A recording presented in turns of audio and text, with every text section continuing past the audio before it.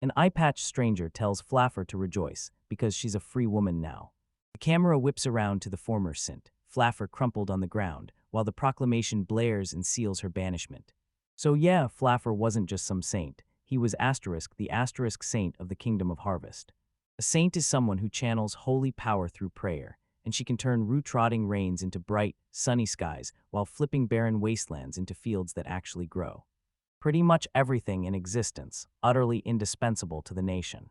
Flaffer was raised in an orphanage, growing up surrounded by loss and whispered promises. And when she turned 3, the orphanage was slated for demolition, and they hauled everyone out of the country except her. Because she carried holy power in her blood, they rushed her straight to the royal palace. But this is where it turns brutal. She gets thrown into a dungeon and locked down in brutal confinement. They went all day without food. Now they've finally been fed, but even so, they can barely hold on to the simplest stamina. That's where her all that power just vanished into thin air. But down in the dungeon, right out on the bare earth, Flaffer was secretly planting and nurturing his own vegetables. Somehow she patched the gap in what she was missing. Back in nutrition, right this way. Then His Majesty Jarful heard the news and immediately figured it out. Flaffer gets caught clutching her vegetables, and the moment someone accuses her of using her holy power for selfish gain, shock slams her. Then the plants are. Jarful tells her, if you've got time to roleplay being a farmer, then use that power, go on do it. Power for the sake of the kingdom, no questions asked. Meanwhile, a guard scrutinizes the vegetables, then grins and says they're genuinely great. Because Flaffer can't use her holy powers anymore, they've banned her from growing vegetables. Guard shows up at feeding time, orders her to savor every bite of the rotten slop, then spits that she's useless trash, saying it's Flaffer stared at the spoiled food, half expecting it to be ruined, and let out a breath of relief, because if she didn't scoop down at least a little something, her stomach would have nothing to fight with. Then the door to her cell swings open, and cold rain crashes inside. She freezes in the doorway, completely drenched, water pouring down her face and body as the world's chill hits her all at once. Jarful glares down at Flaffer's collapsed, malnourished form, disgust twisting his face, just like I figured, scrawny, creepy, and barely holding on. Telling her she's worthless at Ithia and calling her a total waste of space. Flaffer grimaces in pain, sick to her stomach, as Jarful keeps going, saying she bent over backwards just to hand a trash like her the title of saintess, and yet instead of paying that debt back, she's been locking away all her holy power for herself. Jarful declares he'll dole out the perfect punishment, then orders her to steel herself. The whip crashes down with a brutal snap, and Flaffer slammed in again and again, boom, boom, boom. Tears streaking down her face as the punishment closed in. Once the beating ends, Jarful tells her that with her holy power stripped away, she's nothing but trash. Then he snarls for her to get out, right now. Flaffer shoots back weakly like, you don't have to worry, but the truth hits hard. She can barely move, and she doesn't even have the strength to leave the palace. But Jarful insists. He'll get a carriage take her all the way to the border. And it's warning that some of the other garbage from her orphanage might still be out there. She's still alive outside the country, and if she keeps wandering long enough, she might finally run into them again. Flaffer begs with shaking hands for him to hold off for just a few days so she can soak in the sun. She swears her power will come back if he gives her that chance, yet Jarful slashes her hope away, coldly saying the decision is already made. He tells her that, besides her, he has plenty of real, proper options. Saintess is hiding in plain sight among the nobility. Then Flaffer snaps to it. Those girls with barely any power at all are taking their place. And she's terrified they'll get locked up the exact same way she did. Suddenly, one noble saintess snaps into the conversation, furious at the thought of Flaffer, some lowly base saintess, ever stepping onto the same playing field as her and the other highborn saintesses. The one-eyed figure snaps orders into Flaffer's face to get into the carriage right now, while a noble woman tells her, don't worry, starting today, we'll carry the boy's blessings instead of that trash, and urges her to take it easy. The talk is done. Flaffer gets dragged straight into the carriage. As it starts to pull away, the eye-patch figure snaps at her to listen, to hear what the people are saying, and to finally face how worthless she really is. Then the carriage rumbles off from the palace with Flaffer inside, shattered and utterly defeated. The carriage rattles through the streets, hauling Flaffer straight toward the border, while the crowd lines the road and hurls insults as she rolls past. One guy screams that their taxes got wasted on a nobody like her, and another spits that she even had the audacity to call herself a saint. They spot her, and it's like the whole world pauses. May she? He shoved a sheeted form through the carriage window and shouted, you're a bag of bones who were meant to be a saint. The crowd turns on her fast. Someone screams for her to get the hell out of the kingdom of harvest, while another snarls that she better never, ever come back. Flaffer sits there, tears pouring down her cheeks, and it finally smacks her. Everything was for nothing. Someone asks Flaffer what's wrong and whether she's car sick, staring at how ghost pale she is. Then Flaffer blurts out, like always every week, that she thinks she's going to be sick. The other person nods, and then, out of nowhere, they announce they'll put her. She's finally free from her misery. Then Flaffer jolts in pure terror. She demanded to know why they'd do something like that, but the person snapped back. She's nothing but a tax thief, stealing from the country, and criminals will pay for every sin. Flaffer begs them to stop, too late, as the carriage door swings open and she gets tossed out. Someone grabs her attention and warns, if you do that then. If she vomits in there, she's basically signing her own death warrant. The carriage driver snaps that he's clocking out right now, then turns to Flaffer and orders her to do everything she can to stay alive. He collapses to the ground as the carriage wheels roar away. Lying in the dirt, he stared up at the sky, convinced this was the end of her life. Consciousness fades. She begs for one more chance, and just like that, the carriage vanishes into the horizon. She can't forget her older brother from the orphanage. She finally realized the only thing she truly wanted was to meet someone with a. Something flickers in Flaffer's awareness, then she hears it, clear as day. She lets out a shaky little sound as feeling crawls back into her body. Something is brushing her arm, then her vision snaps in closer, and she spots this tiny slime-like creature lurking nearby. Then it batters them with brutal pain, forcing scream after scream as it tears into them again and again. Suddenly, the story cuts to Flaffer sprawled in a bed while a man stands right beside her, telling her to breathe, calm down, and that she'll feel better soon. Flaffer looks at him, totally lost, and blurts, "Who are you, exactly?" As confusion and overwhelm crash over her, the man leans in and says he's the royal palace's top chief physician for the kingdom of Riverside. Then he drops the bomb. The king himself ordered him to examine her. The physician leans in and tells Flaffer that if she can pull off that cute little face, he'll let her off the hook. Flaffer practically glows as the kind words land, and the physician promises he'll run to his majesty, then slips in fast, "But you stay in bed a little longer, just to be safe." Flaffer lies there, stunned, trying to make sense of it all. She remembers how the Harvest Kingdom threw her out, and how she was moments from dying on the roadside, until she collapsed and blacked out. She whips her head around the unfamiliar room, taking in the Riverside Kingdom. Later, Flaffer jolts awake in a cozy, comfortable bed. She jolts upright and immediately starts pawing at the sheets like something's off. She's blown away, like everything is ridiculously soft. She even says it feels unreal, all warm and fluffy. Then a voice calls out, telling her she finally made it. She's awake at last. Two men face her and one of them lines in, firing the question, "How are you feeling?" Flaffer lifts her gaze and immediately locks onto how stunning he is. Those beautiful golden locks practically steal the show.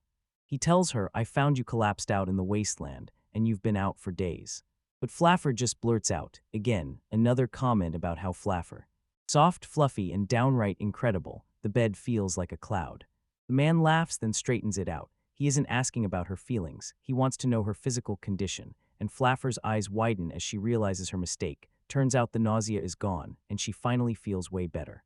She demands to know who he is, and if he's the one who saved her. Then, out of nowhere, someone breaks into mourning to watch her tongue, pointing out exactly who this person is. He smirks and tells everyone, "I'm His Majesty Force Riverside, the king of the Riverside Kingdom." Flaffer snaps with sheer shock when she realizes she's talking to the king. Flaffer shot an apology, took back her rudeness, and she blurts out her thanks, grateful for the fact he just saved her. The King Force tells her, "Don't stress," because he's basically a rookie king in name only, and everyone around him keeps bailing him out. He leans in and blurts out, "So tell me, why were you collapsed out here in the middle of this dead, barren wasteland?" Flaffer stalls mid-step, nerves buzzing. She can't shake the feeling that he doesn't look like a bad guy. But she can't stop wondering if she's brave enough to tell him the truth. Flaffer can't shake the fear that this might still be the Harvest Kingdom, so he's probably watching to see if she'll accidentally spill something. King Force tells her, if it's too hard to say, don't force yourself to answer, no pressure. But he won't let it go, he needs one answer. "Tell me, do you think you can actually eat?" Flaffer looks absolutely. He stared at the question, totally lost, like his brain just hit a blank wall. King Force says, "Of course," and Flaffer blurts, "Wait, do you mean together with someone like me?" He lines in and tells her, "Of course it is." Flaffer thanks him from the bottom of his heart. The story cuts to a jaw-dropping feast spread across the table, and Flaffer freezes, staring at the mountain of food, then blurts out, "Seriously, can I really eat all of this?" King shoots out forced smiles toward the giant feast and orders Flaffer to go all out, because this table is stacked with dishes that could fuel them for days. Flaffer takes one bite, and her eyes instantly sparkle. She blurts out that nothing has ever tasted this good before. King Forest calls her Lady Flaffer and demands to know how she's been eating up until now. Flaffer admits she tried to eat porridge, but it was so scorching she couldn't even use her hands. Normally, she'd just grab food with her bare hands and he tore into his food with huge bites. Meanwhile, a fork gets thrust into the spotlight as someone demonstrates exactly how to eat it the right way. Flaffer tilted her head up to King Force, and raw emotion burned in her eyes. She couldn't help it. She had to know why someone like His Majesty would be so wildly kind to someone like her. King Force snaps back that he'll help anyone who needs it. And yeah, it makes sense. He just insists he wouldn't do it for anyone else. Then King Force squints in confusion, demanding, "What are you talking about?" Flaffer drops into her seat at the table, and with a grateful nod, tells him that thanks to this meal, she'll be able to hold out for 3 more days. But King Force promises her, "We'll whip up breakfast for you tomorrow too." He leans in and asks if she's sure, insisting she stay right here in the palace until her strength comes back. King Force tells her, "Trade me your strength, so you'd better heal up fast." Flaffer replies with heartfelt thanks, her voice ringing out. Her voice cracked as she finally acknowledged his order. A single tear burned its way into her eye. The camera swings back as King Forest strides away from the table, leaving Flaffer sitting there all alone.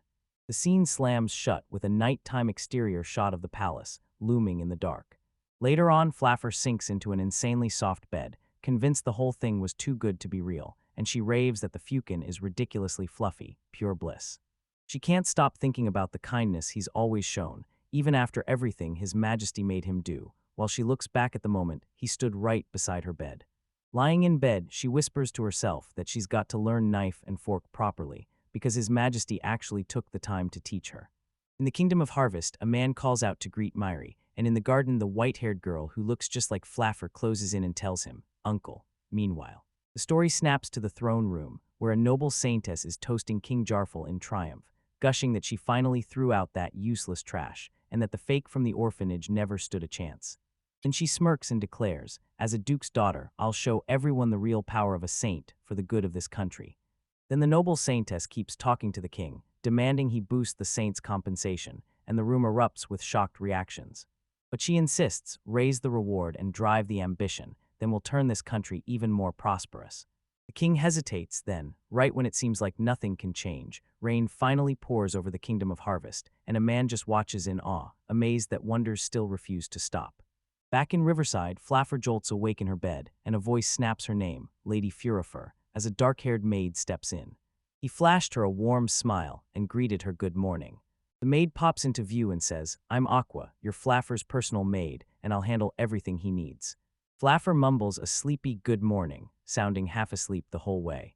Aqua grabs Flaffer by the sleeve, drags her along, and marches her straight to the bathhouse. So they say start right there, get her body cleaned up nice and proper.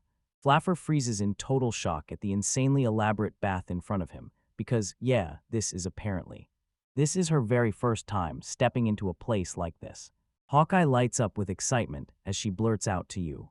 He tells her they can clean her body and her clothes right here, then leans in and begs, "Please, just hand over your clothes." Aqua blurts out that turns out she's the one taking care of Flaffer, after all. But Flaffer can't stop wondering, why is she being so kind to her? Aqua tells Flaffer to stop all the polite talk with her. She wants Flaffer to drop the nerves and stop fretting over every last formality. Flaffer promises she'll do her best to skip the formal talk from now on. Aqua drops her thanks to her right then and there. She vowed she'd loosen up too, so Aqua slipped into the bath with Flaffer just as the next part begins. She teamed up with the other maids to scrub her clean. After his bath, Flaffer throws on brand new clothes, stares at himself like it's magic, and blurts out there. Aqua beams, telling her the outfit fits like it was made for her, and Flaffer starts to launch into a super formal thanks, then stops mid-sentence and just blurts, "Thanks." Tells Flaffer to lock in her time in this room starting today, then Flaffer whips her head around, staring in awe at the luxurious setup. After they treat her like royalty, she steps forward and says she wants to repay the people of this country. She can't stop wondering, does a saint's power heal itself, even after it's been drained and used up once? Then Flaffer practically bursts with excitement and announces she wants to jump into farm work. Aqua jumps in with a loud yes, and she tells Flapper she has a ton to say. Plus, if she wants, she can go ahead and use the farm behind the royal palace. Aqua leans in and grills Flaffer. Does he know anything about farming? Aqua snaps that you can't just toss in leaves and expect vegetables to sprout, because they won't grow that way, so she figures, I guess this is how it goes, and dives in anyway. She leans into the wild beauty, insists it matters more than anything, and promises she'll tell His Majesty. Flaffer remembers how, back in the dungeon, she could plant a few leaves and delicious veggies would sprout, and now she's freaking out, wondering if the same magic works in any soil. Still, she's practically buzzing at the thought of sinking her hands into the dirt. Then the skies open up and rain comes down in a fierce, pounding deluge. He's saying it's a long shot, but she's going to take the chance anyway. Praying the Riverside Kingdom and the sun will finally stop butting heads and start getting along. Suddenly, someone shouts for Lady Fear of Fear, then demands she wake up. Aqua snaps, look outside right now, and the urgency hits like a shockwave. The rain finally quit, like the sky just snapped its fingers. Aqua leans in and explains that it's insanely rare for the rain to ever stop in the Riverside Kingdom. Flaffer can't stop thinking, could her holy power be about to do something new? Really is gone, he decided it was probably just a coincidence. Meanwhile, someone leans in and asks if Lady Flaffer prays too. Aqua shoots back that His Majesty prays all the time. Flaffer's jaw drops when His Majesty's own force does something like this. Then Aqua tells him, like it's no big deal, that an old benefactor of his used to pull the same stunt. And she's heard it's more than a wish, it's meant to bring real change to the kingdom. Aqua blurts out that it's what everyone says so he won't forget that person, and Flaffer stares at her like he's seen a ghost. As she lays eyes on the colossal farm spread out before them, Aqua blurts out, this place is massive. Flaffer grins and says the weather's finally cleared up, then pushes them like, let's do this. Then, without warning, he faceplants into the dirt, and that's it. Aqua cracks a grin watching Flaffer as he digs into the earth, thinking, man, that's insanely bold. Now Flaffer digs in and drops the leaves straight into the farm's soil. Aqua fidgets nervously and blurts out that she's planting leaves, but Flaffer waves it off like it's totally fine. Aqua flashes a grin and tells her to relax and enjoy herself, insisting that even if the plants never sprout, they'll still rot into nutrients for the soil. Then she adds that Flaffer's been surviving all this time doing the exact same thing. Finally, Flaffer clasps her hands and prays at the farm, begging for delicious, nutritious vegetables to take root and thrive. Aqua blurts out, so, Flaffer, what's the deal? For enjoyed herself, Flaffer bursts into excited replies. She told everyone she'd found some seriously awesome soil, then thanked Aqua for helping her out. Aqua perks up at that, says that's perfect, then practically drags Flaffer back to the palace so she can get scrubbed clean after turning so muddy, and Flaffer just blurts out an apology for getting himself that filthy. Later that night, the throne room swallowed the darkness. Aqua storms up to King Forest and tells him every single detail about what went down at the farm. King Force orders Aqua to let Flaffer go to the farm anytime she wants, and right when someone mentions how the rain magically quit the moment she wished it, everyone's like, whoa, she's the mysterious kind of girl. The king shrugs and says he doesn't care, she can use the. She roams the farm behind the royal palace however she wants for a while, then adds, almost as an afterthought, that their manpower is stretched thin. They had no choice, with all that brutal rain flooding their days lately. But then Aqua shoots the question like, is it because you want to keep Lady Flaffer, your favorite, right by your side? She leans in and asks, so, are you falling for me? King Force shoots the claim down fast. Aqua leans in like she's hiding something, whispers whether this isn't just because he's fallen for her, and declares it has to mean something when the king of a whole nation singles out one woman for that kind of favor. King Force stares in shock at the accusation, and Aqua keeps going. She knows exactly how kind he is, but right now their country is drowning in a brutal food shortage. She warns that once the people find out he's playing favorites with a foreigner, it'll ignite the voices. Discontent will explode and rise. King Force says he finally gets what she's trying to say. Then even the king confessed that at first, he only meant to hand out treatment and meals. On the ride back to the country, when he caught sight of Flaffer's sleeping face, something inside him snapped, like a switch flipping. Aqua says he's basically swapping Flaffer in as a lookalike for the beloved person he's hunted this whole time, and Aqua calls it cheating, while King Forest snaps back that it isn't. Aqua insists it's not love, and King Forest starts to trail off. Then he blurts that they look so alike, like it means something. He quickly swears it's not, that he wants special treatment for Lady Flaffer at all. Instead, he says he's trying to repay the debt of gratitude he owes for being raised here, back to all his people. He admits he wasn't even born in this country, but somehow they crowned him king. Then his face crumples with emotion as he begins to say that, despite it all. He couldn't shake the feeling it was fate the moment he saw her.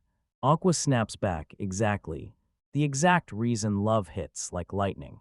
King Force shuts it down again and flat out denies it. King Force reflex. He made the call to save Flaffer, and a gut-deep instinct kept screaming at him that she was the one person he absolutely couldn't lose. And back in the present, Aqua decides to drop the fight for now.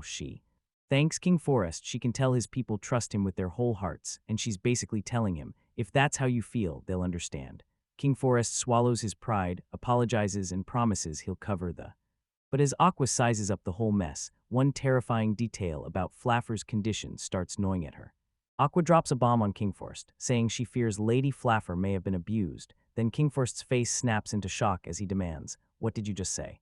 Aqua tells everyone that this morning in the grand bath, she spotted bruises all over Flaffer and snapped, "Where did you get these?" She says this time the damage is way worse, and she's starting to wonder if Flaffer's been getting hurt like this every single day.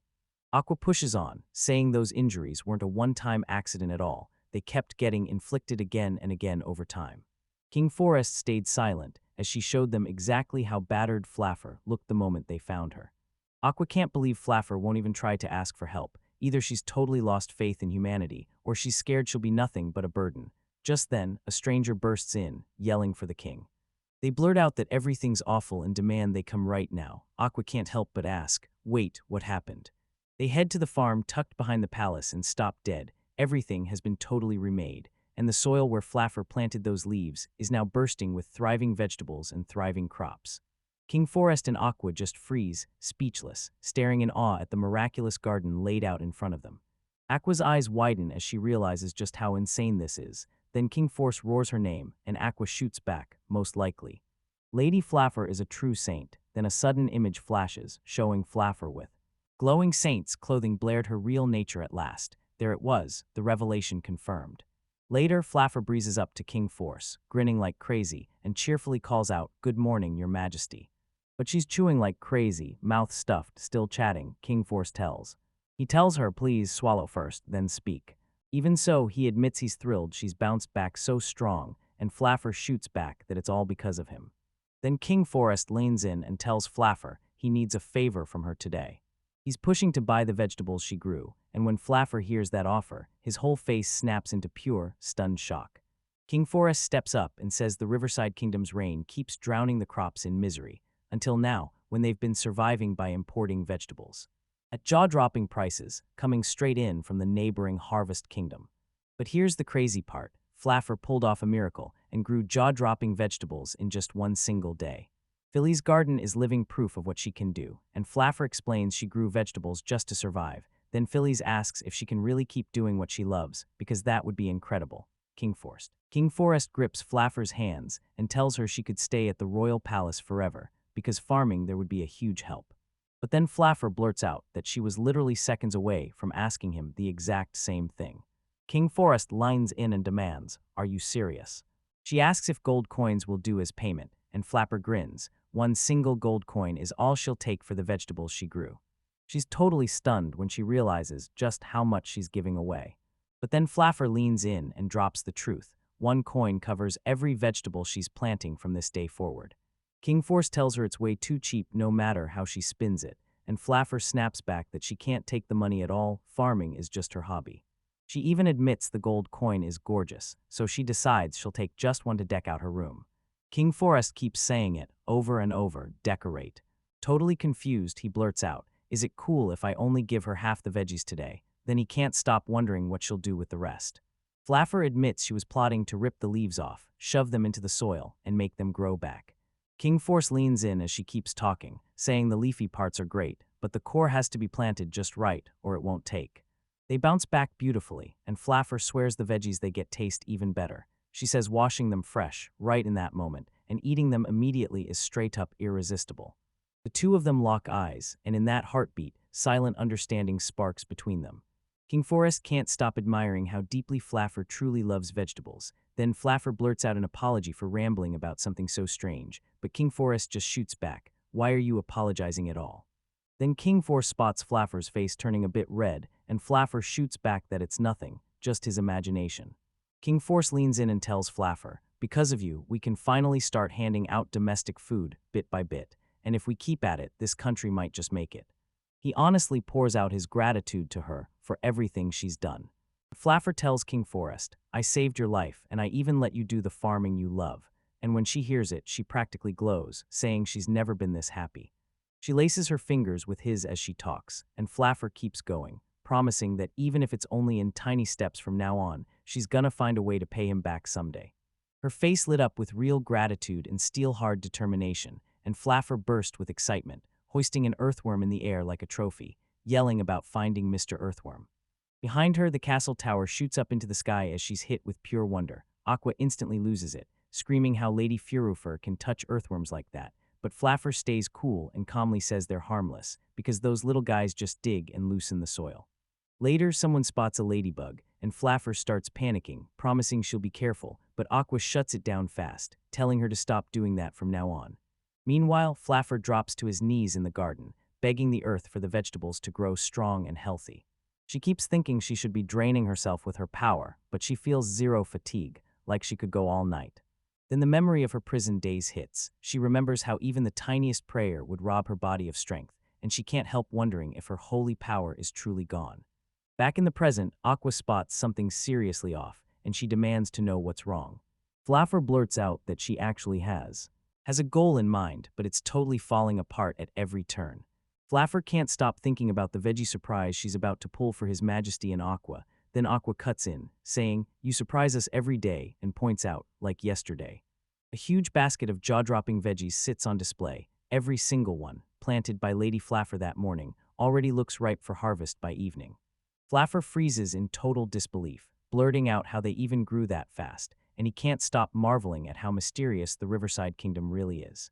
Meanwhile, back inside, Ak tried laying down the law to Flaffer about the gold coins again. How many times does she need to hear they're not for decoration? But Flaffer just wouldn't budge, insisting they're too pretty to ignore. Then Aqua blurts out, "Aren't you supposed to be doing reading and writing lessons today?" And Flaffer practically explodes with excitement. She's like, "Yes, I really want to learn how to read books." Hawkeye calls Lady Flaffer over and drops the bomb that a special guest instructor is here today, and Flaffer just stares, utterly confused. King Forest bursts into the room and announces, "Today I'm going to teach you how to read and write," telling her he's counting on her. Flaffer is utterly stunned, blurting, "Why is His Majesty?" Is even there. Later, down the hallway, everything shifts. Flaffer told her, "I busted my butt yesterday," then turned to Aqua and begged, "Please try eating the veggies." Aqua takes one bite, jolts in surprise, and realizes, those are the vegetables Lord Furither himself has been growing. She stares in disbelief, swearing she's never tasted vegetables this sweet and bursting with flavor, and somehow, the exhaustion in her body starts to melt away. Meanwhile, Cane Forest is still planted in the library, and he spills that he feels the exact same way, so he's sure those vegetables Lord Fear of Fear grew are packed with restorative power. King Force thinks either Flaffer doesn't realize what she's capable of, or she's somehow fully aware and hiding it. Or maybe she'd been treated so brutally that her healing couldn't keep pace, and Aqua gets it. Yeah, that actually makes perfect sense. Later on, Aquaman. He told King Forest that Lady Furorifer was begging to learn how to read and write. King Forest asks Flaffer what her schedule looks like for tomorrow, then says he'll go talk to Lady Fear of Fear about it himself. Flaffer shrugs it off, says it's totally fine, and shoots back, asking if His Majesty isn't too busy. King Force shoots back that he's got it handled. Then he makes a big, dramatic promise. Once he starts, it's getting finished, and he declares he'll knock out every bit of tomorrow's work right now. Later, King Force drops the bombshell that he already grabbed a head start, and Flaffer realizes this whole scheme was in the works from the very beginning. King Force says, "At this pace, we'll be done real soon," then grins and adds that he feels amazing today, thanks to all those veggies. Flaffer figures she has no choice. She has to jump in right now, and King Forest barrels through stacks of paperwork like it's nothing while someone cheers that he's a total lifesaver, and Meanwhile, Flaffer skips through the halls, humming like she owns the place, and King Force tells her they need to start now, so Flaffer nods and jumps right in. They squeeze in at the table, and Flaffer's eyes widen when he clocks just how close they're actually sitting.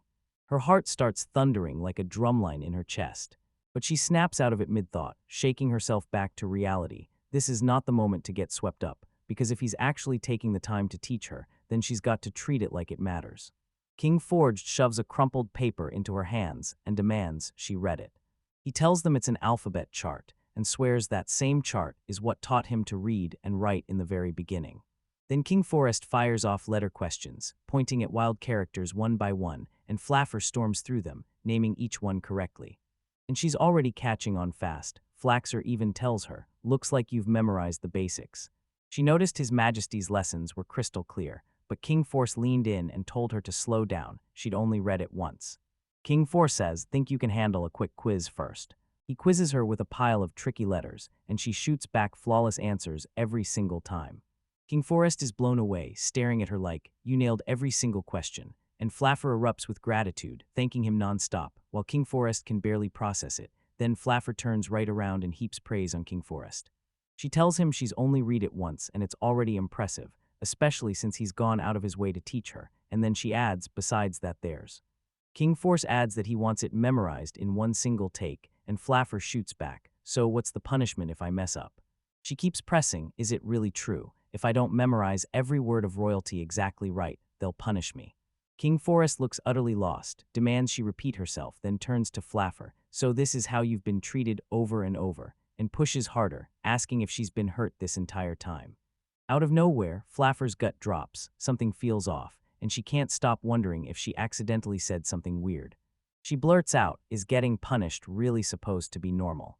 Flaffer scrambles to calm the situation, insisting that when she says punishment, she's talking about something small, like maybe they'll get a little less food. King Force listens to her explanation with bated breath, then snaps, "Tell me, who in the world did those horrible things to you?" Flaffer hesitates because deep down she really wants to tell him. But she can't shake the fear. If tensions between their countries spiral because of her, she'll unleash a whole storm of disaster. But King Force tells her, "If you don't want to say it, you don't have to."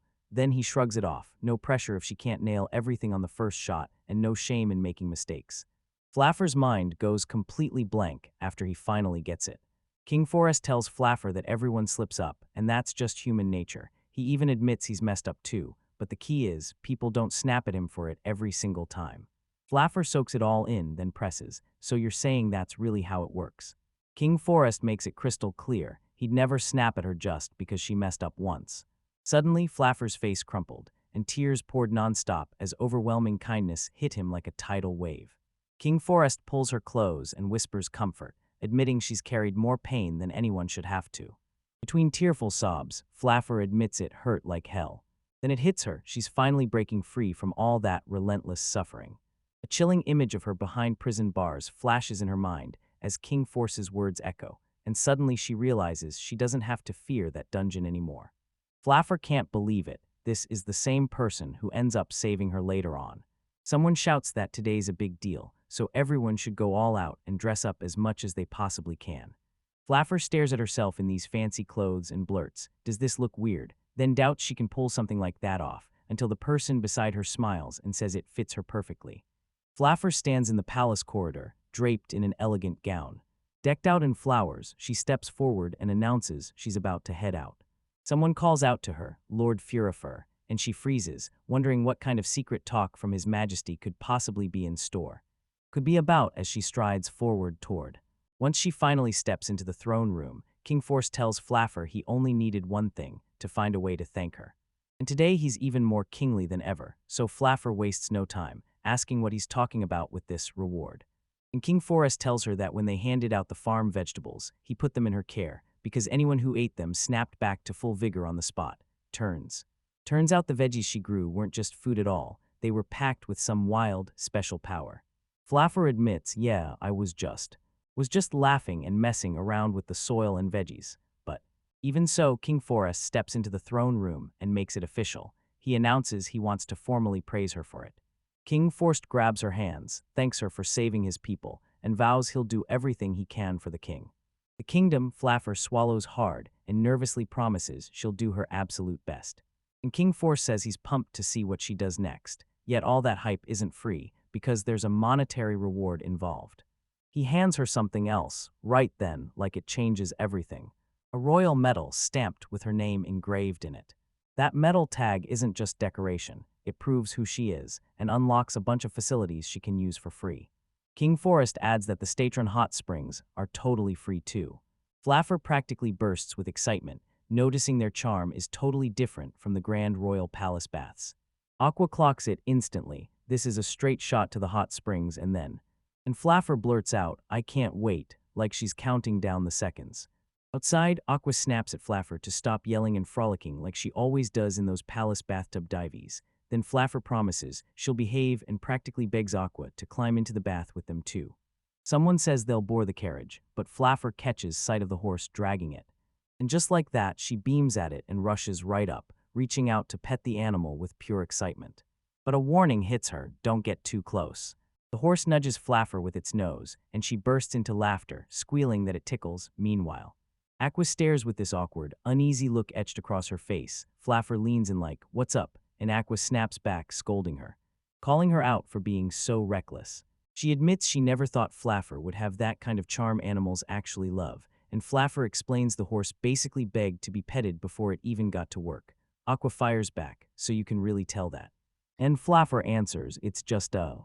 Later on, Flaffer sits in the carriage, humming to herself with pure joy. Flaffer stands outside the public bathhouse, staring at the tiny crowd, and her face tightens as she realizes there aren't nearly as many people as she expected. She'd heard that all the common folk bathed here. Aqua shoots back, "What do you mean by that?" So yeah, maybe it turns out nobody actually hates bads, they just don't like the bad versions.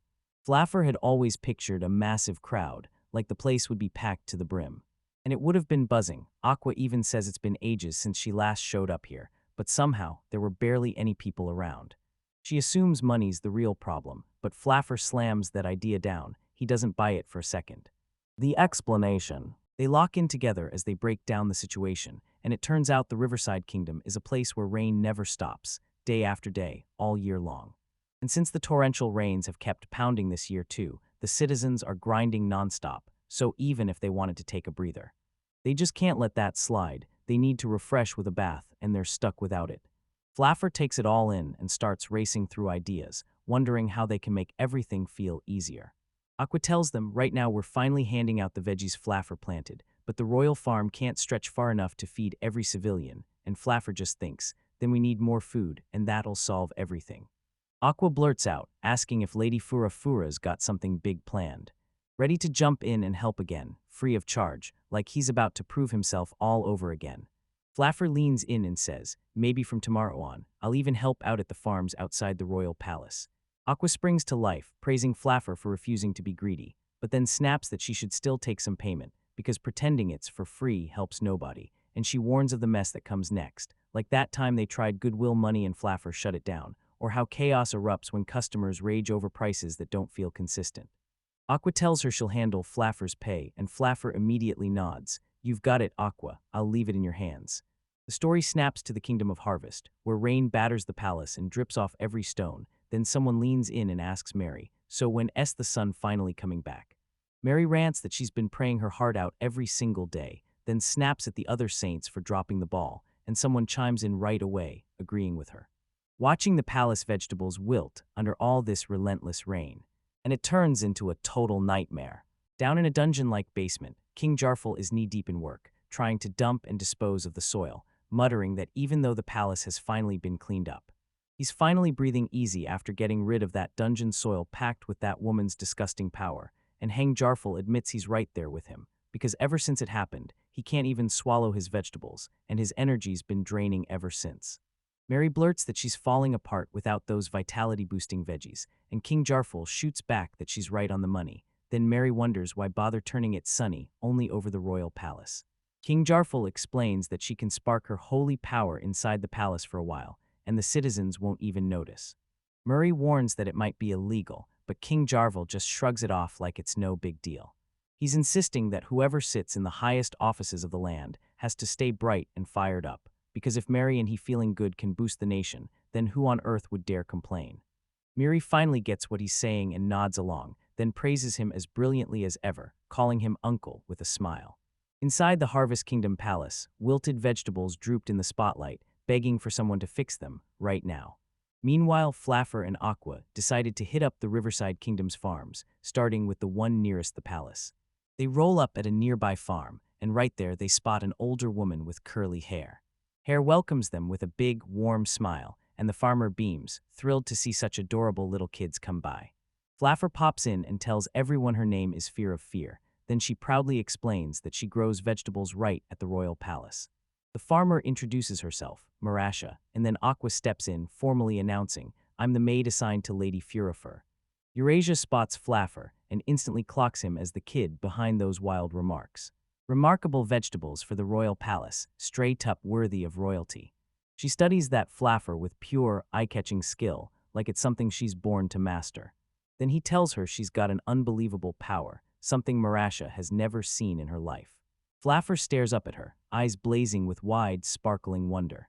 Then Flaffer leans in and asks if Marasha can check one of the fields, and the whole group practically jumps at the chance. Marasha leans in and tells Flaffer, "Stop freaking out, just breathe and act like yourself." She fires back, "Fine, then I'll do it right now." But he instantly catches his foot, face first smashes into the muddy field. Flaffer drops to her knees in the shattered field, shuts her eyes, and prays as a soft glow wraps around her, begging the soil to become a safe home where bugs can live and thrive in peace. So he praised the place, because out here on the farm, those fresh, nutritious veggies are about to sprout up and thrive. Right after she wraps up, Marasha calls from the next room, praising her hard work and inviting her over to sit down. The crew settles in for tea, and Flaffer blurts, "So what did Marasha mean by power?" Marasha smiles and says she's already satisfied, because she's witnessed power that blows past everything she ever imagined. She looks Flaffer straight in the eye and declares she's sitting on tremendous saint-level power, then pushes him to finally stop and take it seriously, like he really ought to be more. She caught it right away, just like Aqua promised. Flaffer's jaw drops. She blurts out, "Wait, how do you know I'm a saint, Marasha?" Marasha flashes a warm smile and can't stop wondering if this is exactly what she's been hoping for. She admits her power has already burned out, just ancient history now. Then Flaffer snaps to attention, because Marasha herself is a saint. Suddenly, Aqua turns to Flaffer and blurts out an apology. She's sorry for everything she's done up to now. Aqua blurts out that she and King Forest both clocked it. Flaffer wasn't just acting strange, she was a saint. And because Flaffer looked like she was scrambling to keep her real identity under wraps, Aqua panicked over how on earth they'd break the news without cracking her cover. She tells him she went straight to Lady Marasha, the ex-saint, and asked for answers, and Marasha said that if she ever got the chance to meet Flaffer face-to-face, she could finally pass down guidance as a true predecessor. Flaffer admits she used to think she was a real saint, but now she's convinced she's just a fraud, and she insists she didn't feel like she was using a single bit of power. Marasha leans in and tells Flaffer she looks completely clueless, then insists, straight-faced, that she's a real, magnificent saint before urging her to look right behind her. Flaffer whirls around, and the field she just blessed has erupted into life, sprouting plants everywhere like it's been reborn. She can't even breathe at what she's seeing, because hours of work that should have destroyed her body somehow leave her feeling totally fresh. Marasha says that pulling off that kind of power with zero fatigue means her flare's strength is off the charts, and honestly, getting blessed not just by the weather, but by nature itself, that's practically unheard of. She adds that if she'd unleashed this kind of power back when she was in her prime, she would have crumpled from exhaustion on the spot. No Flaffer excuses. This kind of workout feels less like an ordeal and more like strolling through a sunny park. Flaffer demands, "Why do I have all this power now? Back in the Harvest Kingdom, I didn't feel anywhere near this strong." Marasha tells them that if Flaffer eats right and stays healthy, her body will bounce back to full strength, and so will her holy powers. But then worry slams into Flaffer. What if the news leaks that she's still a saint? People will swarm her with demands, and she'll be pushed to. She'll be stuck working around the clock, and she won't get to run wild in the mud anymore. Meanwhile, Aqua gets it instantly. Flaffer's power is pure nonsense in the best way, like it shouldn't even be possible. Aqua leans in and demands what's wrong, because Flaffer's face looks wrecked with worry. Flaffer insists she just wants to keep splashing around in the mud, even if everyone's already sworn she's a saint. Marasha leans in and demands, "So why don't you just do it right now?" Aqua tells Flaffer, "If you use that power for the Riverside Kingdom, I swear it'll turn into real peace. A peaceful, thriving nation where everything finally seemed to be going right. So why should Flaffer quit the thing she loves just for that? She's got the freedom to live easy and do whatever carefree life she wants. Aqua tells Flaffer, if anyone shows up trying to make you push your power to the limit or drag you into something cruel, neither His Majesty nor I will stay quiet. Since the Saintess is a national treasure, treating her carelessly would be downright unthinkable. Marasha flashes a warm, heartfelt smile at the exchange. That night at the Riverside Kingdom Palace, everything was about to heat up. King Forest, Flaffer, and Aquashir chow down together beneath a sky washed in moonlight. While they eat, Aqua leans in and finally apologizes to Flaffer for staying silent after she realized she was. Flaffer fires off, asking why she didn't just come out and ask straight away. King Forest admits he figured if he asked Flaffer, she'd finally put her. She snapped into full defense, and she just couldn't bring herself to relax. King Force tells Flaffer, we've finally confirmed the power is yours, and then he leans in like he's ready to jack up her reward. Flaffer stares at the gold coins, and disappointment flickers across her face. King Force says, of course there are gold coins, then adds, but this time I want to give you one special wish, and Flaffer's perks up instantly, eyes shining, asking if he means a prize like the kind she's dreaming of. She admits it herself, just getting to play on that farm already feels like its own reward. Then Flaffer leans in and asks King Force for 1 day of his time, and King Force's face lights up with shock. Wait, is this for you? Flaffer whispers to herself that she just cooked up a perfect reward, one King Forest, and she can both enjoy together. Meanwhile, Aqua gushes about how amazing it is, while Flaffer privately cheers at the sweet reward she's just landed. Flaffer can't contain her excitement. She blurts out that she'll do it, and she even thanks King Force for the chance. Right after, she's totally back to normal, fully recovered and looking sharp again, with her shredded clothes swapped for proper gear. Later, King Forest strides through the palace hallway, totally caught up in how innocent and adorable she is, like, too innocent for her own good. She looked innocent for her age, like nothing in the world could touch her. While everyone else came to chase ambition and honor, Flaffer's request to the king was wild. He didn't beg for glory, he just asked to play in the mud.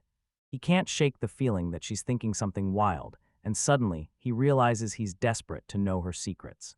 The next day inside a huge bathhouse, King started to panic. Was this really the right move? He reminded Flaffer again that he'd told her he'd stick with her wherever she went. Flaffer tells them she begged Aqua to lock the whole place down for just the two of them today. King Forest looks like he's already given up on this weird arrangement, and Flaffer practically shoves him along, yelling at him to hurry and get in the bath, so King Forest snaps back, shocked, wait, you mean me too? At the bathhouse, Flaffer blurts out in a sudden panic, asking if this is the women's bath, and King Forest freezes with pure, stunned disbelief. She's dead serious. She's actually planning to bathe with him. Then Flaffer cheerfully starts stripping down, saying they've got the whole place to themselves today, while King Forest is left utterly dumbfounded. He snaps, asking if she's trying to seduce him, and he demands to know why she's tossing her clothes at him with zero shame.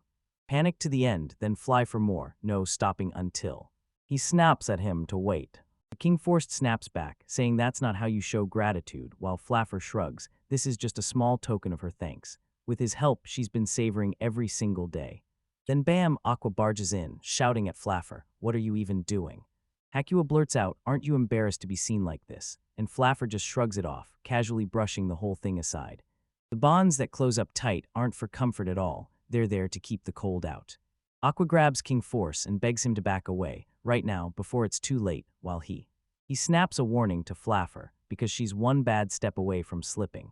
Amid the chaos, King Force and Flaffer end up nose to nose, frozen in the most brutally awkward moment imaginable. After that, King Force strides alone down the palace hallway, and the whole place holds its breath in total silence. Later on, Flaffer rushes in and hammers out an apology to King Forest. He leans in and tells her the one thing she absolutely can't forget. She doesn't have to stress around Aqua, but she can't risk it, never flash her underwear or her real personality to any guy, because that's just how the world plays out. Flattery blurts out that she gets it, but her nerves are screaming. Even so, King Force can't help but think she still doesn't get it. After that whole lecture, Flaffer looks him in the eye and says she really wants him to join her for a bath today. Inside the bathhouse, Flaffer lets Aqua shampoo her hair, and the feeling hits so hard she just sinks into pure, mind-blowing bliss. She gets this weird, foggy sense that someone washed her hair just like this years ago, like the memory is still hiding somewhere in her head. Aqua asks if something's wrong, and Flaffer shoots back that yeah, no doubt about it, it feels amazing. Aqua pushes in closer, but Flaffer just shrugs it off, says it's nothing. Meanwhile, King Force submerged in a separate bath area, staring into the water, trying to remember when he last let himself relax like this. King Force leans in and tells Flaffer, "I'm seriously glad about this." Flaffer grins and proudly points out just how relaxed he looks now. King Force throws out a theory. Maybe it all started because she thanked her for everything she's done. Flaffer kept brushing it off, acting so humble that she never would have actually said something like that. Then King Force leans in and asks if it's time for them to get out soon, and can't help thinking they might just have to linger a little longer. Every time he speaks, Flaffer's cheeks explode with a full-on blush. Meanwhile, still soaking in the bathhouse, Aqua snaps a loud call out to Flatter. From far away, the camera swings back to show Flaffer and King Force kicking back together in the bath, just chilling side by side. But even the happiest bath has to end, eventually. That same evening, King Force slips into Flaffer's room and keeps watch over her as she falls asleep. He spots an old bruise on her body, and the smile drains straight off his face. The guy's already spiraling, imagining every single ounce of pain she must have been drowning. She's been through it all. Whatever she endured, it had to be brutal. That bruise isn't fresh at all. It screams that this pain has been building for a long, brutal time. Someone can't help but point out that Lady Flaffer is a total powerhouse. Right now, Flaffer thrashes in her sleep and lets out those gut-wrenching pain sounds. King Force finally snaps into reality. This is way above his pay grade, and he quits trying to shoulder it all by himself, turning to Aqua like, "I need your help now."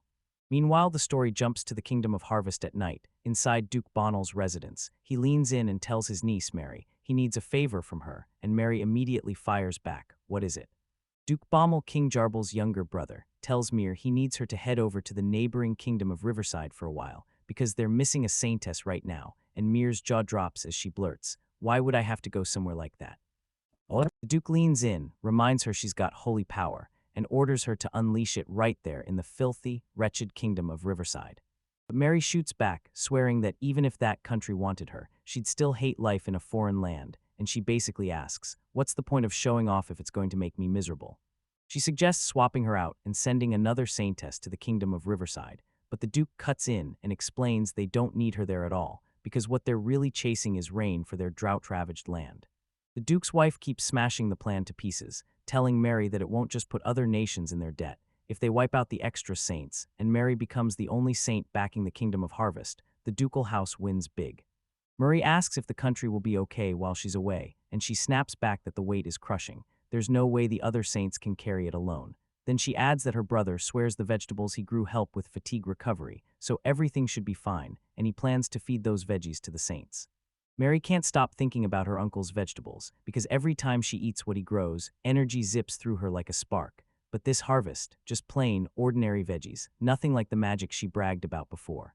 And there he stands in the garden, beaming like he just pulled off something huge. Mary can't believe it. There's no way those girls can pull off the scene test duties all by themselves. A tight close-up catches a gloved hand hovering right over a dagger.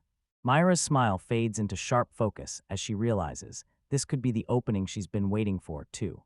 As Lady Mary's carriage convoy rattles along the mountain roads, someone steps up and calls out to her, telling her they'll hit the Riverside Kingdom soon.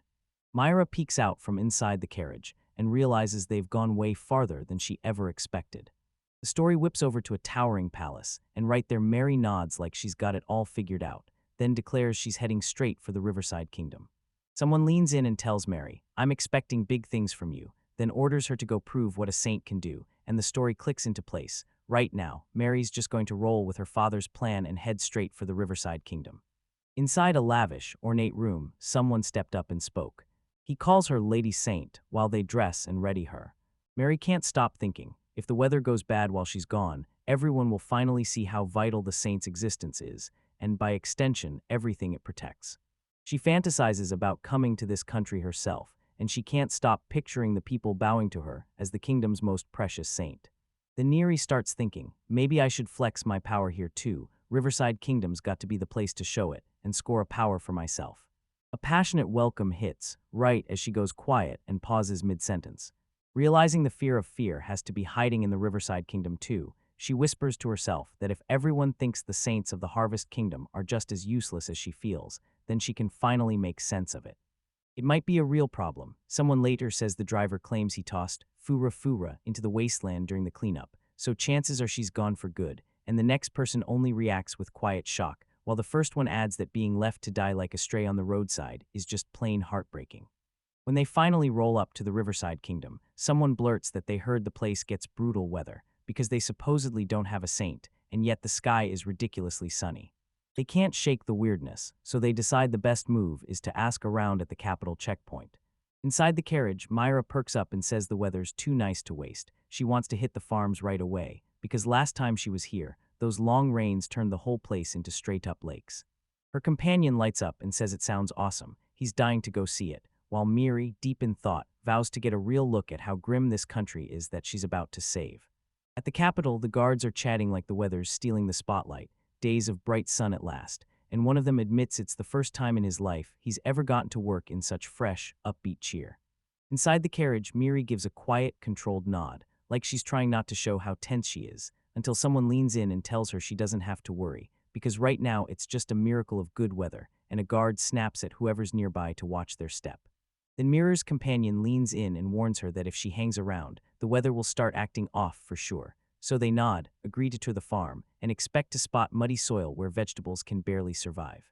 But when Miria steps onto the farm, she's stunned. This place is overflowing with fresh, healthy vegetables, and her mind goes, wait, this can't be real.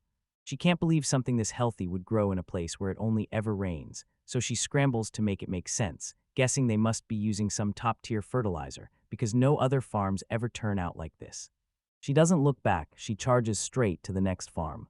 Over at another farm, Mary stares at rows of thriving vegetables, and her mind just won't accept it. She glances at the dry, cracked earth and realizes she can't show off her powers like this.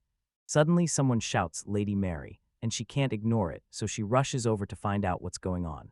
The farmer leans in and tells Mary, "There's no saintess left in this country," and Mary snaps back, "What happened to her?" Then the farmer shakes his head. "It's not the saintess, they stole the power from the person growing vegetables in the royal palace."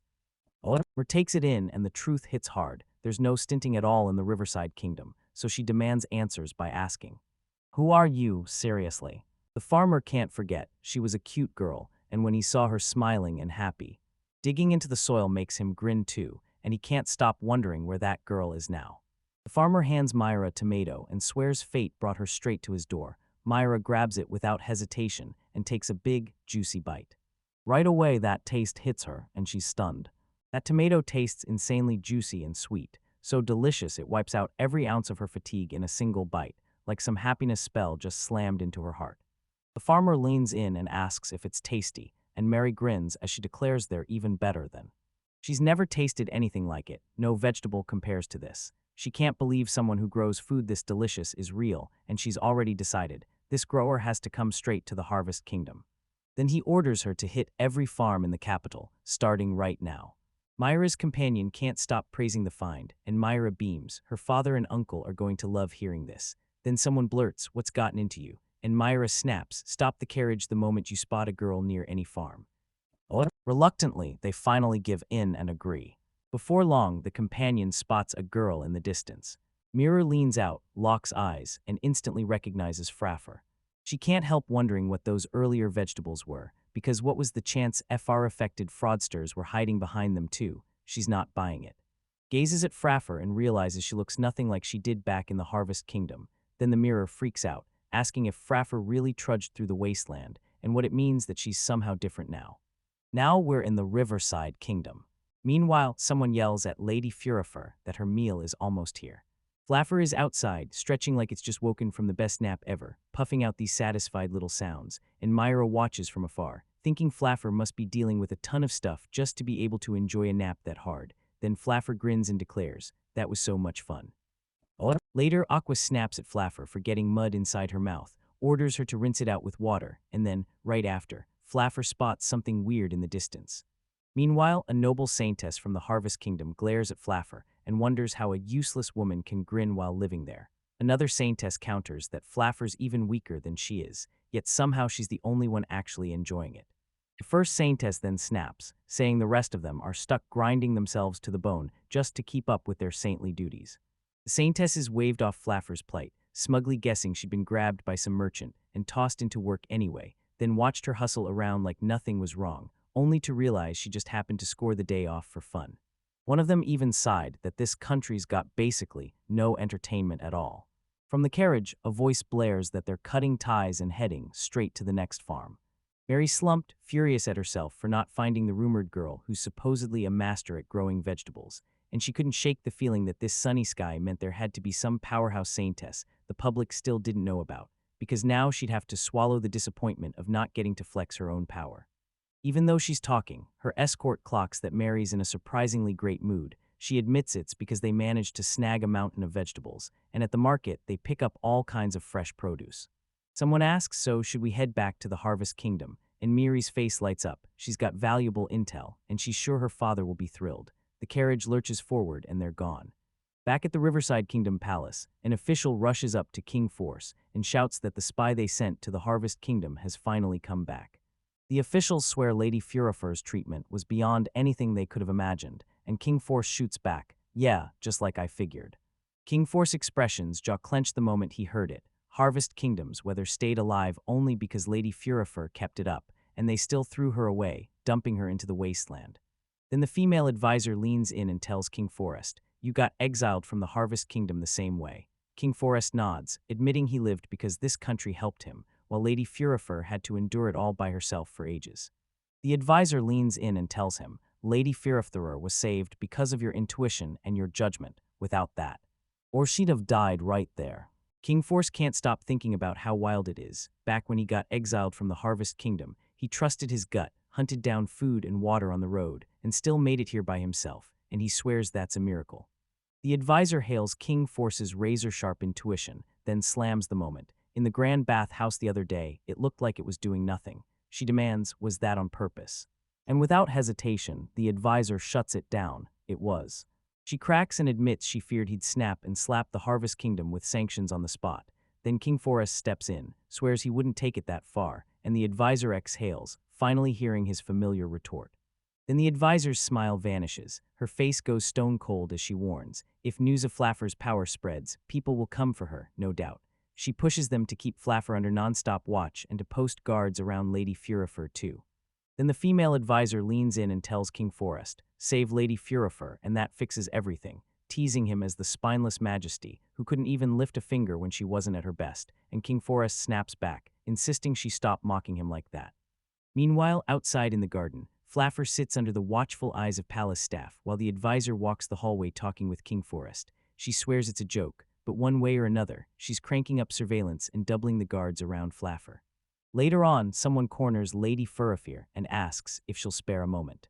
Over dinner with King Forest and the advisor, she leans in and says she's heard it's been raining non-stop in the Kingdom of Harvest, and Flaffer snaps. "Okay, so what?" the advisor goes, "because that place is supposed to have 3 saints." Then he asks if Flaffer's been praying for good weather in the Kingdom of Harvest this whole time, and Flaffer admits she has. Then the advisor leans in and asks. Flaffer got properly rewarded for it, because her holy power was the real thing that saved the Kingdom of Harvest. Flaffer blurts out, "Wait, why are you even asking me this?" King Forest warns that nasty rumors are flying about the Harvest Kingdom, and if they're true, he'll sever ties for good, so he goes to Lady Furifer first, since she once lived there.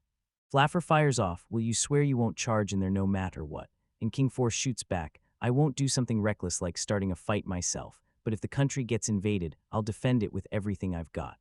The advisor tells him she gets it, and King Force vows that whatever he hears, he'll never execute a soul from the Harvest Kingdom. Then she adds, "If anything goes wrong, I'll stop it myself." Flaffer tells him that if it came to that, her reward was simple: 1 meal a day, every single day, no exceptions. Made from fresh bread or whatever leftovers were left behind.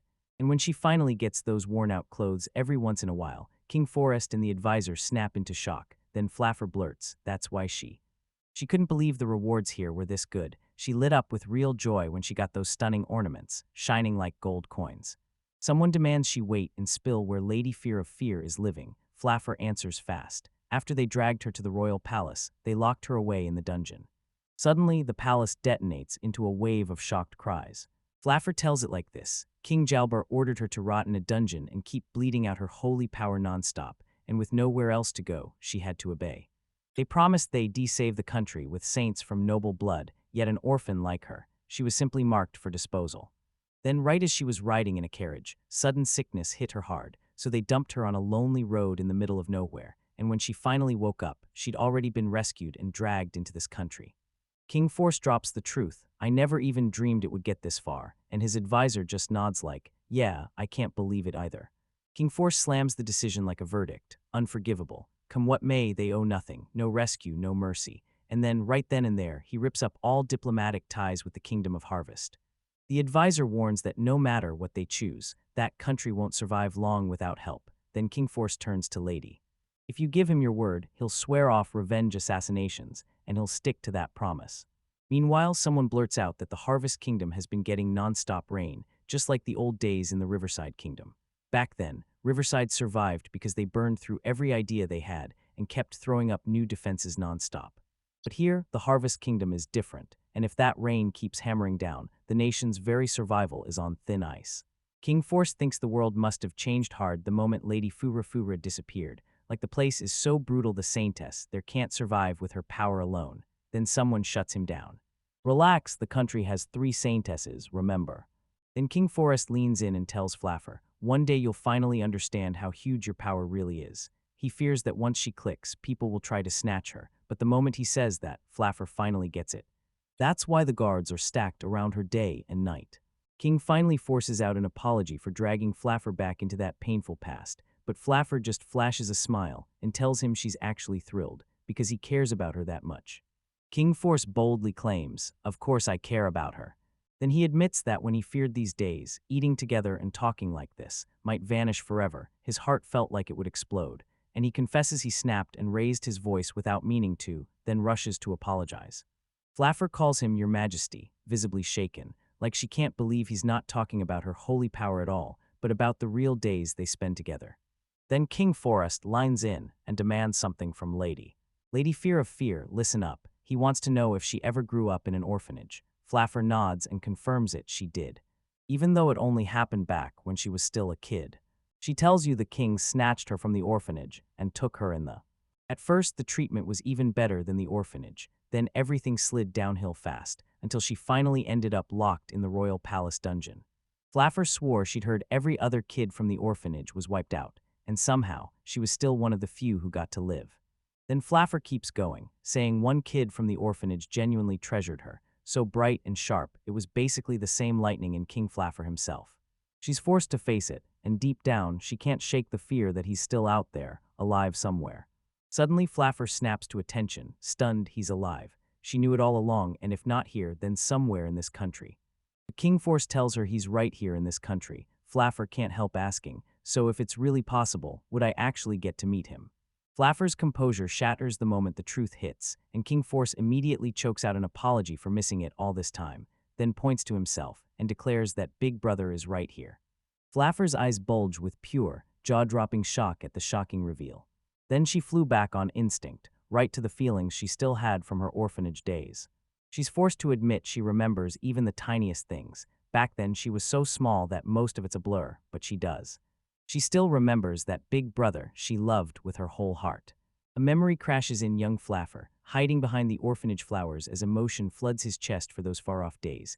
In the flashback, he spots little Flaffer sprawled in the mud and blurts, "There you are." As her brother, and when young Flaffer lifts her head, she lights up and calls him Big Brother. The boy shoots her a soft, exasperated look, saying she really goes all in on playing in the mud. Flaffer grins and says it hits her like pure energy every single time. Flaffer keeps the story going about the orphanage. Every kid there has no names, just numbers shouted by the adults, except for one kid who breaks the rule. An older boy dubbed her his little sister and spoiled her with non-stop affection. He wasn't her real brother at all, but she still started calling him Big Brother too.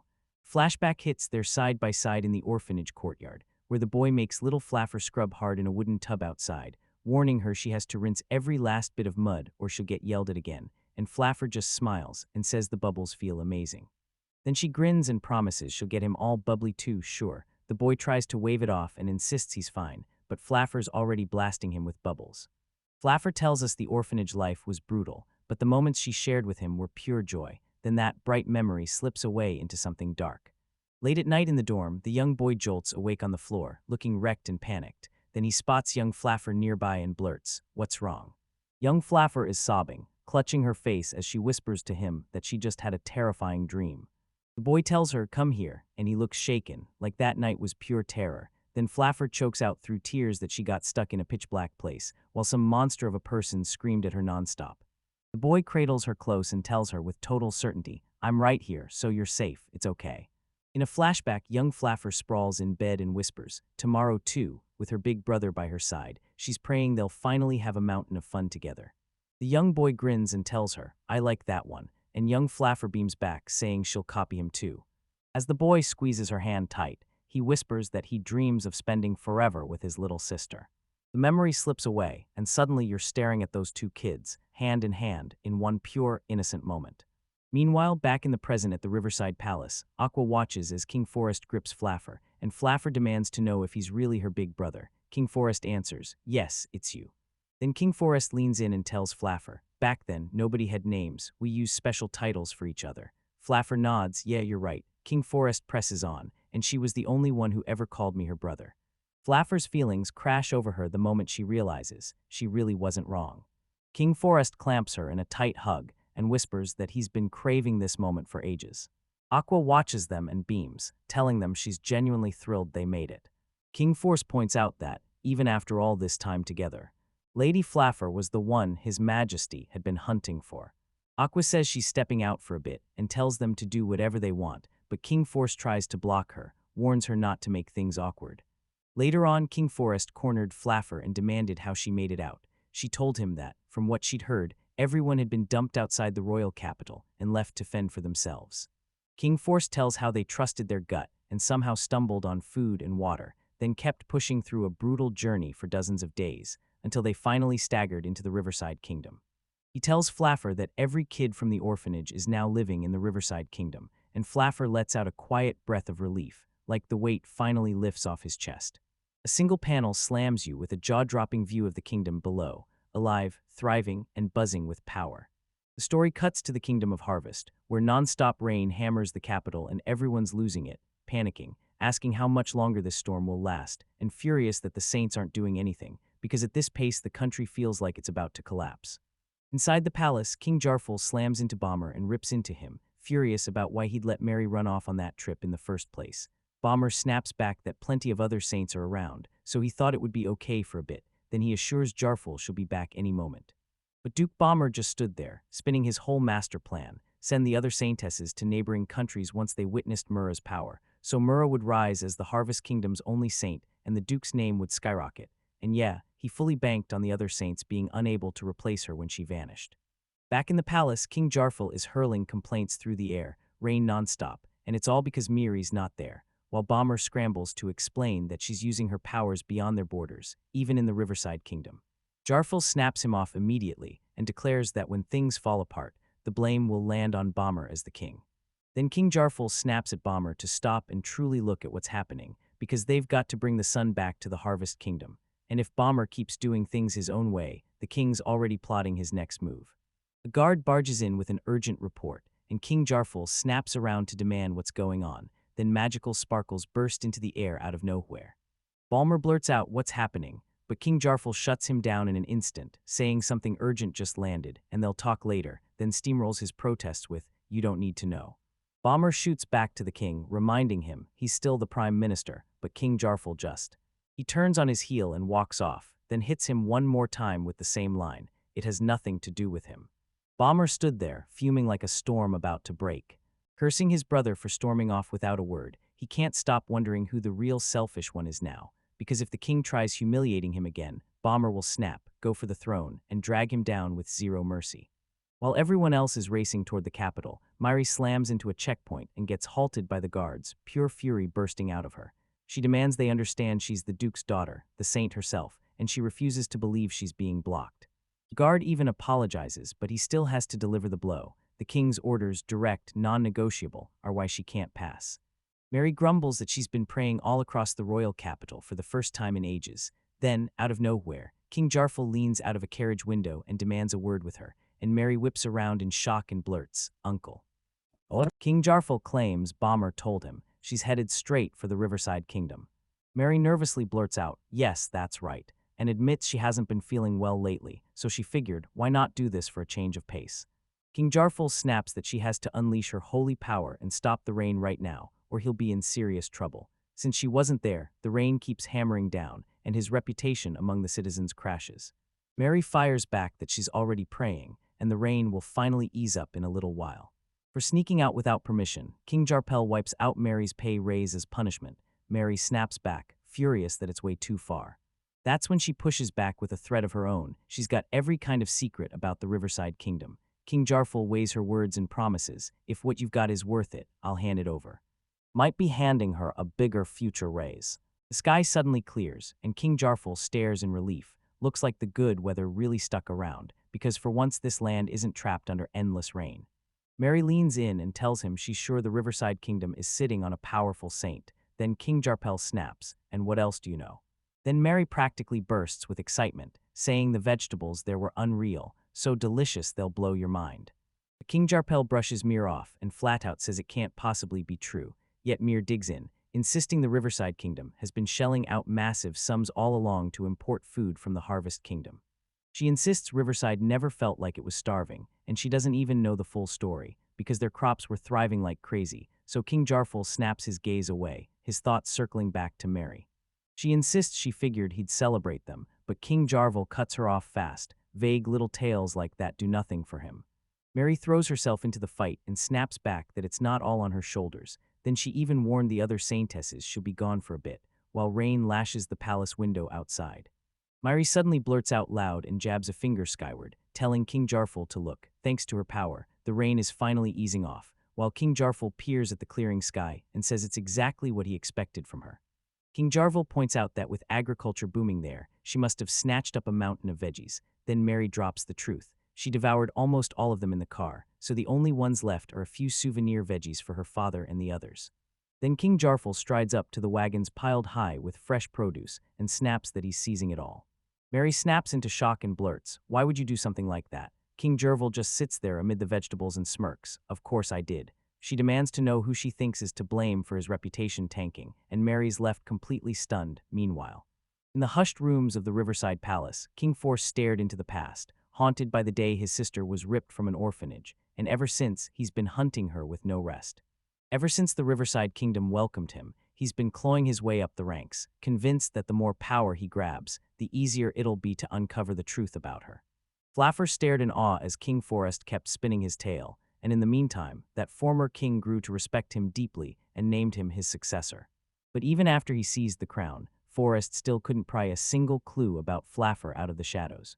With one last gamble, he raced to the Harvest Kingdom to find her himself, because maybe she'd been sold off to some merchant, or maybe she wasn't alive anymore at all. King Force leans in and tells Flaffer, "I found you out there on my way." Flaffer freezes, realizing he'd been chasing her this whole time without even knowing it. King Forest keeps spilling the truth. When he watches Flaffer collapse, his instincts scream that he has to rush in and save her. At first, he only meant to help, but the more time they spent together, the more he couldn't resist falling for her. And wow, turns out his gut instinct back then wasn't off at all, because she really was his sister. Then someone shouts Lady Four's name, and King Forest grabs Flaffer's attention, demanding she get engaged to him. Flaffer's eyes snap wide with pure shock, and right behind him, Aqua bursts into the doorway and shouts congratulations. Flaffer just freezes, eyes wide, totally stunned as the word engaged finally sinks in. King Force flat out declares he'd marry no one else. Lady Four is the only woman he'll ever choose. Aqua blurts out that he finally admitted it, and Flaffer's face lights up with pure, overwhelmed joy. But suddenly freezes midair. She scrambles to understand it all, because His Majesty Forest and her big brother are the same person, and right there they're talking about getting engaged and married. Flaffer's mind crumples under the pressure. She overloads instantly and can't keep up anymore. She crumples straight onto the couch, and Hakua and King Force instantly sprint to her side, shouting her name as panic hits. Mary's tears hit the air as she cries out for her father, and Duke Baumel comes barreling in, demanding to know what's wrong. Tears spill as Mary rushes out that her uncle has done something awful, and Duke Baumel snaps, demanding to know whether his brother laid a hand on her. But Mary blurted out the truth. Her uncle snatched it from her. Duke Baumel tries to talk himself into believing his brother wouldn't really take it that far, until he sees it. His brother has stolen the lot and snatched away every last souvenir vegetable. Mary won't stop sobbing, repeating that her uncle did something awful. Then the word vegetables drills straight into Duke Baumel's mind, refusing to let go. Mary tells him her uncle said it was punishment for traveling without permission, and then he snatched every last vegetable she bought, even the ones meant as a gift for her father. Duke Bamo weighs every detail, and Mary's breaking down in tears, not because she's hurt, but because she lost the souvenir she'd gotten for him, and the frustration is crushing her as she keeps sniffling. Duke Bamo clocks the danger and immediately thinks about his brother. Then his face hardens as he vows he'll show zero mercy for what's been done to that kind. Mary asks Duke Bamala if he'll pull Uncle Gogaffin back for her, and Duke Bamala promises he'll make it happen. She just needs to wait a little longer. He shoots Mira a quick question about how the Riverside Kingdom is going, and Mira immediately starts breaking it down. Duke Bamo sinks into thought and mutters that it can't be true, there's no saint in that country. Mary stared at the mess of her life, furious that she couldn't flex her power in the Riverside Kingdom, and now she had to ask herself if the Harvest Kingdom was the only place where she'd ever get the spotlight. So what was her next move? Duke Bamo makes his move. Come hell or high water, he's going to rip his brother off that throne and seize the crown for himself. Later, Flaffer sits there peacefully, and someone asks, "Are you calm now?" And she just smirks back, "Yeah, somehow I really am." Then the King Forced appears. Flaffer's nerves spark as she blurts, "Are you really sure it's okay for you to marry someone like me, considering you're the king?" King Force leans in and tells her, "In this land, you're a savior. Nobody's going to mind you wearing a crown." Flaffer's eyes blow wide with pure, stunned shock. She squirms and admits she can't really remember saving the country at all. But then someone blurts it out. Every single day she's growing vegetables, and she's literally feeding an entire nation. Not just the royal palace. Flaffer leans in and tells you farming, or really just playing in the mud, is her favorite hobby. The talk keeps rolling on a palace balcony, staring down at the city lights, when someone blurts out that Flaffer isn't just playing. He's genuinely fixing the food shortage, and it all started because Lady Four finally stopped the endless rain. King Forest is certain she doesn't even know it yet, but every choice she makes is quietly rescuing this country. Flaffer pauses and thinks she wasn't plotting anything, just chasing joy in the wild, trying to make His Majesty smile and feel good. Then the dark-haired woman cuts in, smiling as she insists Flaffer's track record speaks for itself, so if he's dating His Majesty, she sees zero problem. She insists that soon, they'll hit the perfect moment to declare Flaffer a saint, and shout just how much she's done for this country. The dark-haired woman says that, for her, Flaffer's feelings for each other hit harder than anything the world has to say. Then Flaffer's eyes start to blur with tears, because she admits that if it all came down to her alone, she'd want nothing more than to stay by His Majesty, even if it meant being trapped there forever. King Forest practically loses it after hearing her words. Then the two of them slam into a joyful embrace. And the Flappers were absolutely bursting with happiness. She realizes something wild. Milady had always been the name people used, but for the first time, her big brother actually calls her by her real name, with no honorifics attached. Means the whole world to her. King Forest tells Flaffer to stop calling him Your Majesty, and to use his name from now on, and Flaffer freezes in shock, sputtering that it all feels way too sudden. King Forest jerks his gaze away. Right there, Flaffer clocks it instantly, and his excitement crashes the second he realizes he's let down. She blurts out, "It kills me to see you wearing that disappointed look." Flaffer chokes out his name through her tears, voice trembling as she finally manages to say, "Lord Forest." Tears flood her face as she stares at him, but King Forest only gives her a soft, steady smile, and Flaffer quickly tells him, for now, just Lord Forest is totally fine. He swears he'll give it everything so, one day, she'll finally feel safe enough to call him by his name. No titles, no distance. The very next morning, Flaffer wakes up on her own, stretching out in her bed like nothing could stop her. She lies there, replaying everything that happened with Lord Forest, and deep down she swears to herself, yesterday really happened, not some dream. And then the full weight of reality crashes into her like a wave. She flops and rolls around in bed, grinning like she's just won the world. Aqua bursts into the room and greets Flaffer, then spots her already awake and asks if she's up for the day. Flaffer just answers, "I am." Aqua leans in and asks, "So what are you doing with your day?" Because there's no trip to the domestic farms on the schedule today. While she showered, Flaffer sank into the warm water and replayed yesterday's conversation, smiling at how happy it made her. She stared at the revelation and realized she was the brother Force he'd been chasing all along. He's been hunting for her ever since, and the whole time, her heart kept squeezing tighter and tighter with pure emotion. Flaffer just wants to thank him, again and again, for always finding her, and she's ready to push those feelings straight into Lord Forest's hands. She also wants to make amends for all the trouble she caused back then, like how she passed out at the bathhouse the other day. Day, she leans in and asks Aqua how she can thank him for real, and Aqua shoots off an internal note like, "Man, Flatter is being ridiculously cute." Then Haka throws out an idea for tea time, serve homemade sweets to His Majesty, and Flaffer's jaw drops at the thought of actually making them. Aqua lights up and says, "Forget leaving it to the palace chefs, why don't I make them myself today?" Flaffer panics because she's never cooked a day in her life and begs, "Can I really pull this off?" But Aqua fires her up, saying that serving something handmade with love would definitely send shivers down his spine, delighting His Majesty. She promised her full support, no doubts, no hesitation. I flew into the response box, praying you, ask if that rumor is actually true. Then jump into the Aqua and fly with me, get ready, because we're about to bake cookies together. Both of them slipped into cooking outfits, and the kitchen looked ready for anything, tools, ingredients, everything laid out. Aqua suggested they whip up cookies that even total beginners could pull off, and Flaffer chimed in that she'd already tried those. Those before. They stare at the cooking stash, bowls lined up, measuring tools ready, like they're about to start something big. Flaffer asks if they should start measuring, but Aqua snaps, "Nah, just toss the ingredients in."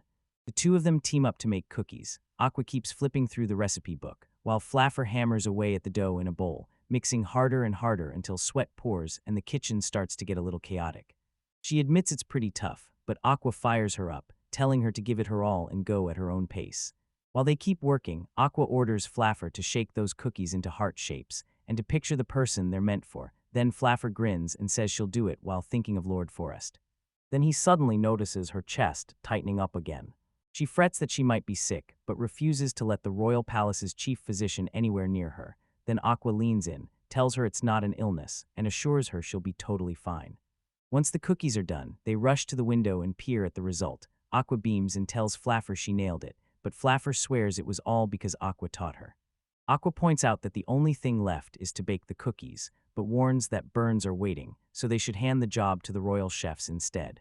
Later, Flaffer barges into King Force's office and finds him hunched over his desk, working hard. She shouts for him and he waves her in, "Come in." King Force clocks the time immediately. It's tea time already. Flaffer beams and tells him she brought a special treat just for today. He leans in and asks what it is, and King Forest stares at the platter of heart-shaped cookies and Flaffer brought like they're a mystery, then demands, "So what are these?" He clocks that the chef is the one who's been grilling everything, then it hits him. He spins around and asks if Flaffer made those for him. Yeah, she even confirmed it herself. Then King Forest asked if he could eat them, and Flaffer said she'd love. King Forest takes one bite of the cookie and instantly declares it absolutely delicious. The two of them huddle together over tea, and King Force can't help smiling like he's won the lottery, thinking about the day he'll finally get to sink his teeth into cookies this delicious. Meanwhile, Aqua hangs nearby, tells King Forest Lady Flaffer is totally fine, and urges him to keep enjoying those cookies. Then, out of nowhere, Flaffer blurts out in pain, and King Forest snaps, "What's wrong?" King Force catches Flaffer looking rough, tells her she's too unwell, and offers to feed her. And when Flaffer protests that she doesn't need to go that far, Force just points to the cookie basket already waiting and demands, "So you're actually gonna eat, right?" Flaffer finally nods, asks one last time if he's really sure, and Force replies, "Of course." She hesitates, then forces her to obey, "Just open your mouth." Feeding her a cookie in that weirdly intimate moment, with sparkles swirling around them and everything feeling unreal. King Force leans in, tells Flaffer this is his payback, and orders her to say "ah," while Flaffer's mind spirals with pure humiliation over how mortifying the whole thing is. They stay glued side by side while the Force keeps hammering into her, feeding her with relentless power. Then Flaffer calls out to him, thanking him through tears, and fighting to hold it together as she looks back on everything they've been through so far. Then King Force leans in and promises Flaffer she'll be happy with him forever, swearing they'll never be apart. Yet Flaffer just stands there, completely stunned and hit hard by every word. The scene catches the three of them together, and even Aqua's there, joining the chaos too. And the scene slams shut, with a massive wide shot of the palace rising against the sky.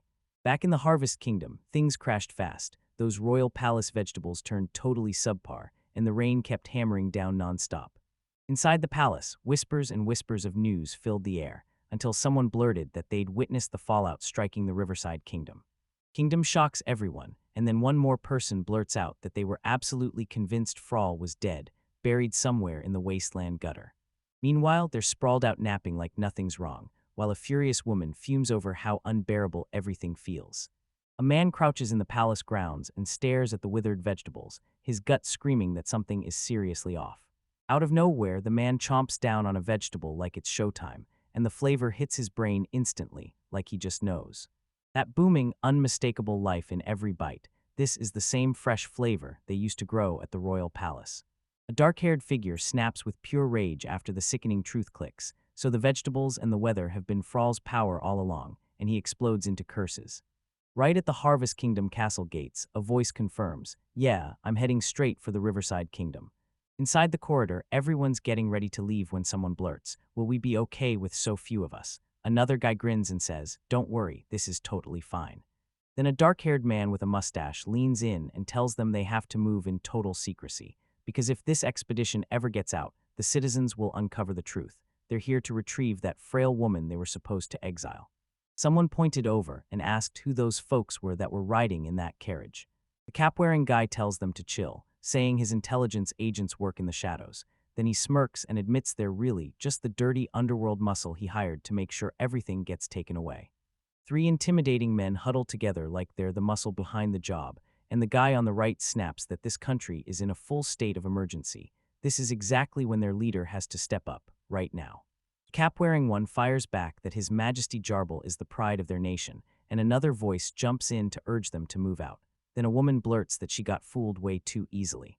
The rain drenches the carriage as the plan snaps into motion. Once they finally grab Thrall back, they'll shove her into it, slam her straight into the palace dungeon, and force her to keep manifesting her holy power until the day she dies. In the carriage, the passenger leans in and blurts that he's got one question. Has the driver ever felt Thrall's charm on him, like a woman? The driver bursts into laughter and insists he must be joking, swear he's never laid eyes on a woman that hideous. The passenger chuckles right along, saying even for him she's a total no-go, just skin and bones, and downright creepy to the core. The driver lights up and swears that even when he blundered and brushed her before, he felt zero interest whatsoever, while the two men keep on roasting everyone as they ride. At last, the carriage finally rumbles to its destination, and the streets explode with crowds. The two men stared, and one muttered that it felt like a whole new country, while the other said it was exactly like the Harvest Kingdom they'd seen just a short while ago. They crowd around the fresh, bright vegetable display, and one of them snaps, dead certain, this means Frail is here, for real. At the marketplace, the leader steps up and tells his men, everything is unfolding just like the plan, and he's counting on every single one of them. The three men snap into action with unwavering resolve, and one of them tells him, leave it to us. While another vows with burning intensity that he'll definitely go and get Kaffir for payback. Meanwhile, Flaffer stretches her arms toward the bright sky with a delighted smile, sighing happily as she takes in the gorgeous day, and then she bursts into, It feels damn good. Flaffer's thriving in her new life in the Riverside Kingdom, healing up, totally blind to the danger rushing toward her. Later, she lies peacefully in the grass, staring up at the sky, shocked by how different her body feels now compared to the Harvest Kingdom. She realizes she never would have noticed that change if she hadn't come here, back in Harvest. She just shrugged off the sluggish, weak feeling like it was normal.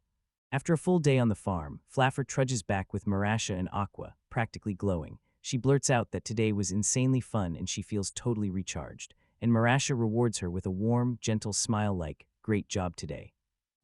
Then Aqua blurts that she'll go grab a carriage, and the other person nods along. King Forest and Flaffer stood shoulder to shoulder, staring out at the view, until a voice shouted for Lady Flaffer from right behind them. Flaffer's face twists from calm to pure shock in an instant. Three thugs lunge forward with weapons bared, and someone yells, "Who goes there?" The attackers barrel straight at Flaffer, and she gasps in panic as they surge in close, while guards and everyone nearby scatter and scramble at the sudden assault. While Marasha cries out to Master Flaffer in panic, someone yells, "Is she okay?" A guard stammers, and right there, Flaffer sits on the ground, cradled protectively by Aqua.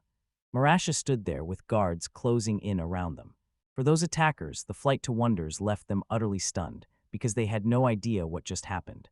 Later at Marash's farm stand, a Harvest Kingdom guy storms in and demands to know why she won't sell to him, especially when he's waving cash and offering to pay.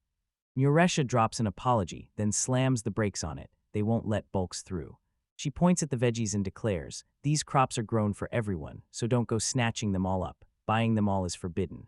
Then the man on the right presses her, asking if she's even from this country, and when he claims they're from the Harvest Kingdom, Marasha just stares, because she says she sees it. Then she drops the news of a brand new law. When you leave the country, customs slaps duties on any vegetables you picked up here, and the guy goes wide-eyed, shouting, "Since when did they start this?" Marasha tells them to speak up if they've got a complaint, then shrugs and says she has no clue about taking it to the royal palace, leaving the man stuck there, seething and failing to pull off his mission. Back at Marasha's farm, the guy near the carriage leans in and blurts out, "So what's the order?" And the leader mumbles that they're supposed to link up with the agents and roll straight to the palace to negotiate. One of the Harvest Kingdom's men stands there with his arms crossed, and pure frustration is written all over his face. He demands to know what they meant and whether the target showed up, but as the whole crew heads off from the farm, one of them blurts out that the plan totally collapsed. The subordinate snaps that they finally found it, but the security network they uncovered is bigger than anything they ever pictured, and the leader's eyes widen as he realizes they're already trapped in the government's grip. He clenches his fist in pure frustration and vows they've got to completely rethink their strategy. Then the leader hammers them with a special assignment, each one of them. If they pull it off, the reward will skyrocket even higher. Meanwhile, at the Riverside Palace, frantic voices shout for Lady Flaffer, right now, before it's too late. In the morning, someone yells to wake Flaffer, and she groans back in a sleepy haze. Flaffer bursts awake in bed, stretches with fresh energy, and tells Aqua she's just thrilled to feel good today. From the doorway, Aqua blurts, "Did something happen?" And Flaffer nods, saying it's definitely true, because this twist is way more unexpected than anyone saw coming. Aqua bursts the news to Flaffer. His Majesty, the King of Harvest, is arriving this early, and Flaffer's face snaps with pure shock. Aqua snatches Flaffer by the collar and blurts, "You're not moving an inch. Don't take one single step out of this room." Flaffer demands what she means by emergency and insists they have to stop Lord Forest right now. Aqua warns them that if Lord Force snaps and they end up in a massive brawl, it'll turn into a complete disaster. She can't help but wonder if this trip is all about Lady Flaffer, and if King Jarvel decides to turn violent and kidnap her. She just shrugs like, "You never know what's coming next," because His Majesty King Jarvel, he'll use any trick in the book to get exactly what he wants. Hakua tells Flaffer, "That's exactly why you should stay right where you are." Flaffer stares down, clearly rattled, but Aqua snaps back, because staying here could be far, far worse. He urgently barks to Lady Flaffer that they have to reach His Majesty, right now, no delays. Flaffer blurts out, "Is this really okay?" And Aqua shoots back that if they're up against the table, then they'll use whatever it takes, maybe grab her the moment she's peeled away from His Majesty. Because if she stays glued to the king, kidnapping her gets brutally harder. Later, Aqua tells Flaffer she managed to pull off the call because Lady Furifer helped her, and Flaffer can't help but admit, "Wow, you're really sharp, Aqua." Aqua cheers him on, then declares, "Don't worry, I'm guarding Lady Furifer with everything I've got," and straight up decides to ignore His Majesty's orders this time. Aqua snaps at Flaffer that priorities come first, get those pajamas off right now, because there's no way she's walking into another country's king looking like this. Flaffer nods hard and promises she'll change immediately. Flaffer and the other one barrels through the palace hallways, and when she swings her gaze around, her heart drops. King Forest isn't anywhere in sight. The Harvest Kingdom men storm into what they're sure is the right room, and one of them snaps that the target's probably bolted somewhere else. Then another roars, "No way, all that money isn't slipping away, I'll hunt them down." Meanwhile, the guards scour the inside, while Flaffer and Aqua realize they just dodged a real trap. This wasn't random at all, they were trying to snatch her. Then one of the men spots it, gold coins glittering across the ground, like someone emptied a treasure vault. Every man's focus snaps into a whole new direction. One dude blurts, "Forget the kidnapping. This is worth way more than that reward." Another jumps in, nodding hard, "Then grab these and take off." And poor Flaffer is left totally floored. Aqua snatches Flaffer and yells that they've got to run, like, now, and Flaffer clutches her precious treasures, devastated as they sprint away. She was downright furious that she'd gone through all that trouble just to line them up so perfectly. Later, Force spots Flaffer in the hallway, snatches her into his arms, and blurts that he's just so relieved she's safe. The dark-haired advisor snaps to His Majesty and warns him an intruder is lurking in Lady Flaffer's room, then leans in like, "The guards should have caught them by now." Forrest tells everyone he first ordered Aqua to keep Flaffer locked in his room, but then something felt wrong asterisk. His gut screamed danger, so he snapped the guards over to Flaffer's room right away. Meanwhile, Flaffer seethes over her treasures and Forrest presses her for details. Are those the gold coins? Flaffer snaps back, admitting it, even though she'd busted her butt decorating everything so beautifully. But Forrest stops, thinks it through, and clocks the truth. The intruder's hunting for Flaffer, not the scattered gold in plain sight. Out of nowhere, Aqua snaps her attention to His Majesty, and the whole room feels like it freezes. Aqua blurts that the kidnappers are backing out and sprinting for the hills after they scrape up a few gold coins. Forrest freezes, completely confused, and then Aqua snaps that the crew who tried to grab Flaffer was so useless they couldn't even pull it off. Later on, Forrest pushes to keep King Harvest out of the loop for now. The dark-haired advisor demands to know why Force won't tip off the Harvest King that they've already nabbed the kidnappers, but Force insists they'll get the upper hand if they stay silent during the negotiations. Then Forrest leans in and tells Flaffer, if the moment calls for it, you might need to join these talks, and even though it hits her fast, he insists she hides who she really is and slips in with the guards like she's always belonged there. Flaffer lights up, swears she'll stay totally hidden, and even likens it to an intense game of hide-and-seek. Meanwhile, Aqua just watches, and relief washes over her as she sees Lady Flaffer stay cool, calm, and unshaken.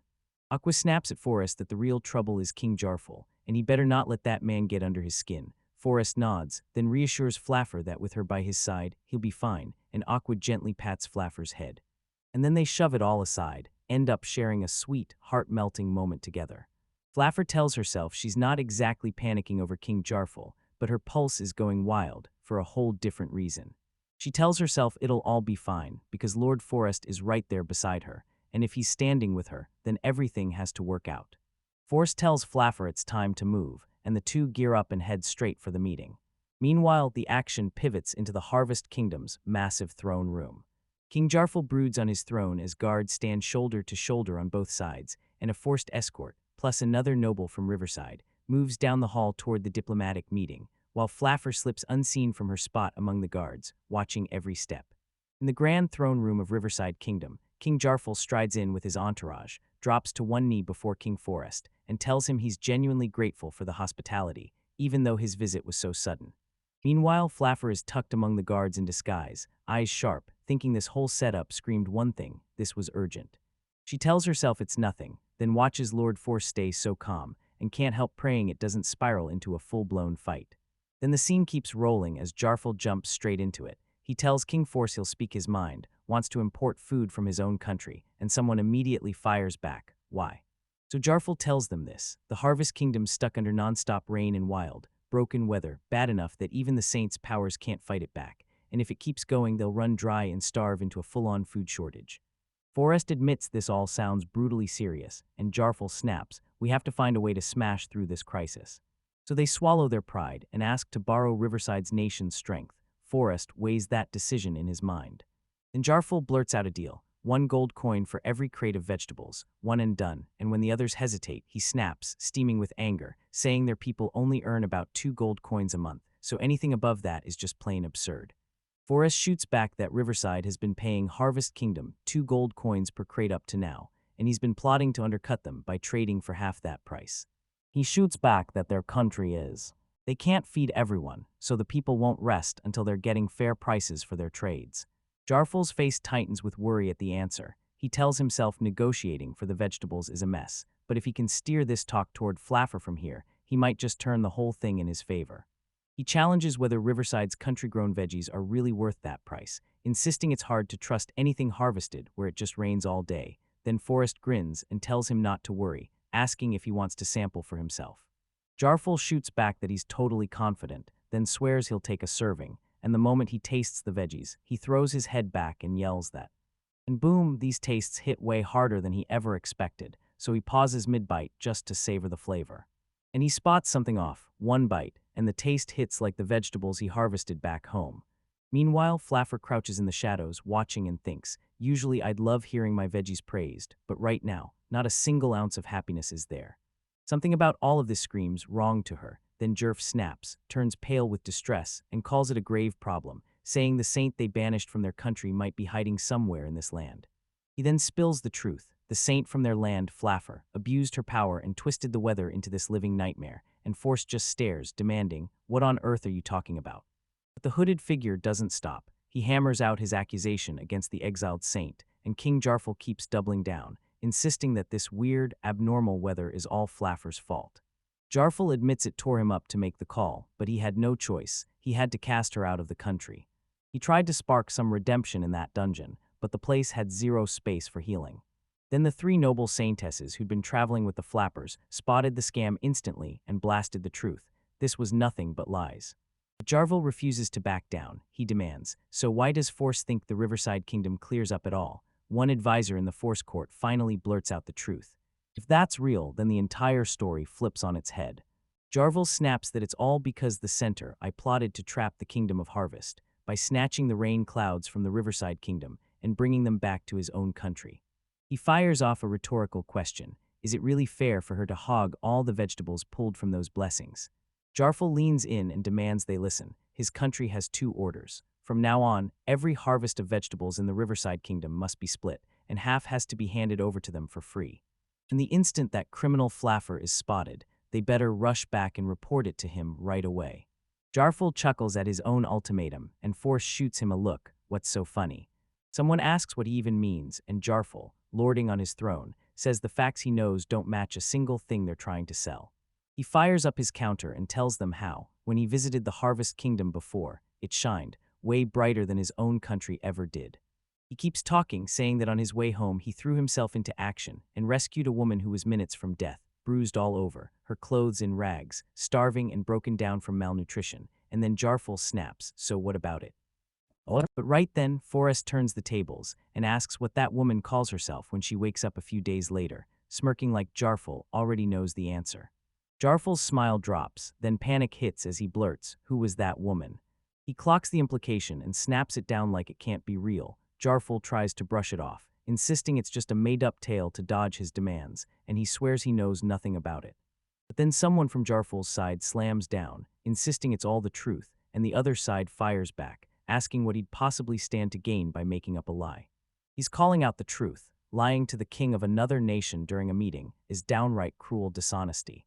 Jarvel's advisor insists King Force has zero proof, and Forrest doesn't flinch. He answers the demand for evidence with a calm, controlled reply.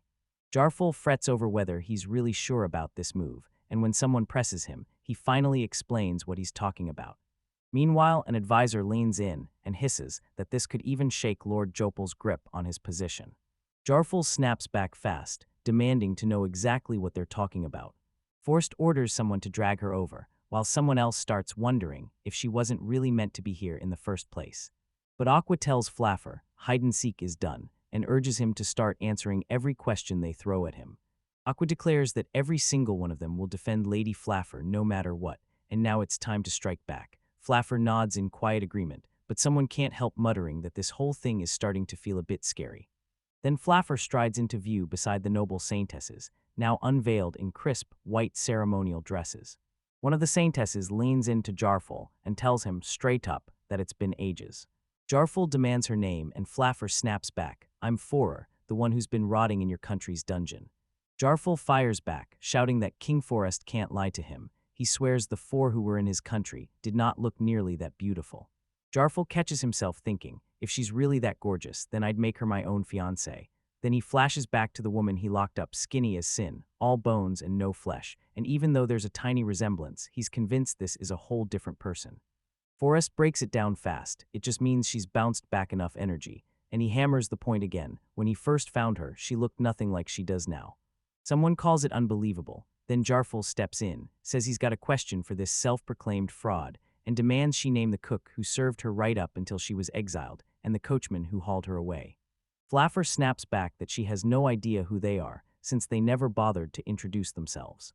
Suddenly, someone calls out the guy skulking in the back as the driver, and another voice snaps that the armored old man was the one running the food.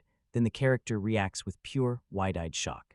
Flaffer's face contorts, and rage surges as she remembers that driver's reckless driving and how it made her sick that day. Then she snaps, "I'm spilling every last detail," ready to say whatever she wants now, and the accusations come pouring out. The driver shoved her out of the carriage after roaring that he'd kill her if she so much as threw up, so she bolted out on her own, and they rode off, leaving her stranded. But wait, food duty was a nightmare too. Flaffer won't let it go and demands to know why the cook didn't trample her bread right in front of her, then slap her with meals crawling in mud. Flaffer can't stop wondering what else King Jopel knows. The two guys from the Harvest Kingdom look confused and blurt, "Is this working? Are we doing it right?" Then bam, Flaffer snaps into action, grinning because she finally feels momentum, and now she has. And he's gotta rush and tell everybody about His Majesty next. She strikes a bold pose, grins, and blurts that King Jopal likes girls with a little extra curves, way more than someone like Bonnie, and right when she says it, a male courtier's face twists with pure shock as he snaps. Why are you saying that now? Oh. Flaffer keeps talking, then pauses for a beat like a thought just hit her. She lights up with a bright smile and says that's exactly why she's always counting down to going to that shop called Shockin'. The male advisor's face takes over the panel, pure shock, like he just saw something that shattered his world. The throne room stays razor-tight as the rumor hits. King Jopal swore that when he saw Flaffer first, he instantly figured the brothel had even hotter, higher-level women waiting, and that thought lit a fuse under him. Suddenly, Flaffer snaps both hands over her mouth, her face twisted in distress as she fights to stop herself from saying anything else. Down at the foot of the stairs, King Forrest, the dark-haired advisor, and Flaffrey huddle together in the shadows, while someone explains Jopal said it was a matter of state, so he dragged the cooks and coachmen along on his important trips too, leaving everyone convinced he treated his country duty like it was sacred. In that massive throne room, someone's completely baffled. Flapper blurts out, "Wait, did I mess something up?" But right then, a swarm of people rushes in to stop her. Someone snaps at Lord Forrest, while Flaffer blurts an apology and admits she barely knows anything about King Jopal. Then someone tells her, "We get it," and begs her to shut up before she says anything else. Down at the bottom of the panel, male officials and guards reel from the bombshell about King Jopal, while the dark-haired female advisor freezes, thinking to herself that this blunt revelation was downright terrifying. Couriers and officials all lose their cool when the bombshell drops. One person snaps that if what she just said is true, this is a disaster, and another voice warns that the coachman won't walk away clean either. Then the chatter turns sharp. They start questioning whether she's really four, pointing out she looks totally different and somehow still manages to be as cute as an angel. The panel flashes a gorgeous, glowing Flaffer, while grim coachmen and tense guards loom in the background. Then someone blurts that it's a setup meant to nail them, and right after that, another voice presses King Force herself, straight up asking if she really isn't doing this for her. Jarfal's face flashes with panic, and Force keeps their voice steady, saying that if Jarfal doesn't trust them, then they'll have to prove it for real, so Force snaps his orders to the guards, "Bring in the captives they took earlier." Bound and on their knees, the captured men are dragged into the throne room, right in front of everyone. Then a guard steps up and demands King Jarfal explain why they're kept, saying they're the intelligence agency he hired, and King Jarfal instantly snaps, telling them to shut up for a moment. Down in the ornate throne room below, King Forrest drops a bombshell. He had the men seized because they were snatching the gold coins scattered across Flaffer's room, and he even needles Jarfal's country, asking whether its intelligence agency is out here doing petty theft too. Then someone presses the real question: are these guys actually intelligence agents, or just trouble in disguise? King Jarfal's face tightens with panic as the accusation hits, insisting his agents never got orders like that. Yet King Force smirks and says if Jarfal claims they're already meant to be executed, then he might as well toss them out right here in Riverside Kingdom, and someone else jumps in like it's the most natural idea ever. Then the light-haired advisor snaps to the bound men and asks, like a judge at execution, if any of them have final words, since they're basically on death row now. One of the captured guys spits out a curse because it hits him. They've been set up by a bunch of idiots. The interrogation keeps rolling, as the interrogator demands what their request details were this time, and the advisor sneers that the Delins must be so brutal that even both nations had to team up just to capture them. The bound man in the middle finally cracks and admits they were hired to snatch the criminal Flaffer, promise of 20 gold coins if they pulled it off, plus their criminal records wiped clean. Fury rips through him as he screams that those fools tossed the coins around just to pin the blame on them as thieves. And when the dust settles, the police discover the truth. Those people didn't run off on their own, they were kidnapped. Right at the bottom of the scene, someone snaps. Those shiny gold coins are fakes. Flaffer swallows hard and finally admits she'd planted them in the room just to look pretty, until the dark-haired advisor steps in and ruins everything. Turns out the decorations are the real deal. One of the bound men just breaks, begging them to cut him down or do whatever they want, while someone nearby stares in stunned horror, utterly speechless. And in a tiny side panel, a scolder snaps at Flaffer for flashing all those gold coins again, even though they'd warned her 1,000 times, and she huffs back that they're just too pretty to hide. Flaffer's eyes flash into a sharp close-up as she locks in on Lord Jarfald and speaks to him straight. At the bottom, the courteous officials snap into shock, firing off questions like, did King Jarfal really just hire a monstrous criminal? Someone even demands, was all of this, every word up to now, a lie spun by that warlike Flaffer, and is he the real saint? Another voice shoots back, and what if this awful weather we've been hit with is King Jarfal's doing? King Jarful crumples to the floor, gasping in distress, utterly crushed by the bombshells he's just heard. King Jarful shouts Flaffer's name from his spot and lunges forward in pure drama, demanding the gold coins, then snaps at her not to just stand there looking pretty. The scene snaps into a gold coins are stacked on a decorative pillow, and Flaffer lets out this tiny, joyful sound. Then the camera zooms straight into her face. She's clutching the coins like they're treasures, her eyes sparkling as she beams. I'm so happy they're back. Meanwhile, in Flaffer's room, she dropped to all fours and scooped up the scattered gold coins from the floor, one by one. Aqua shoots her a worried look and calls out, Lady Frawl.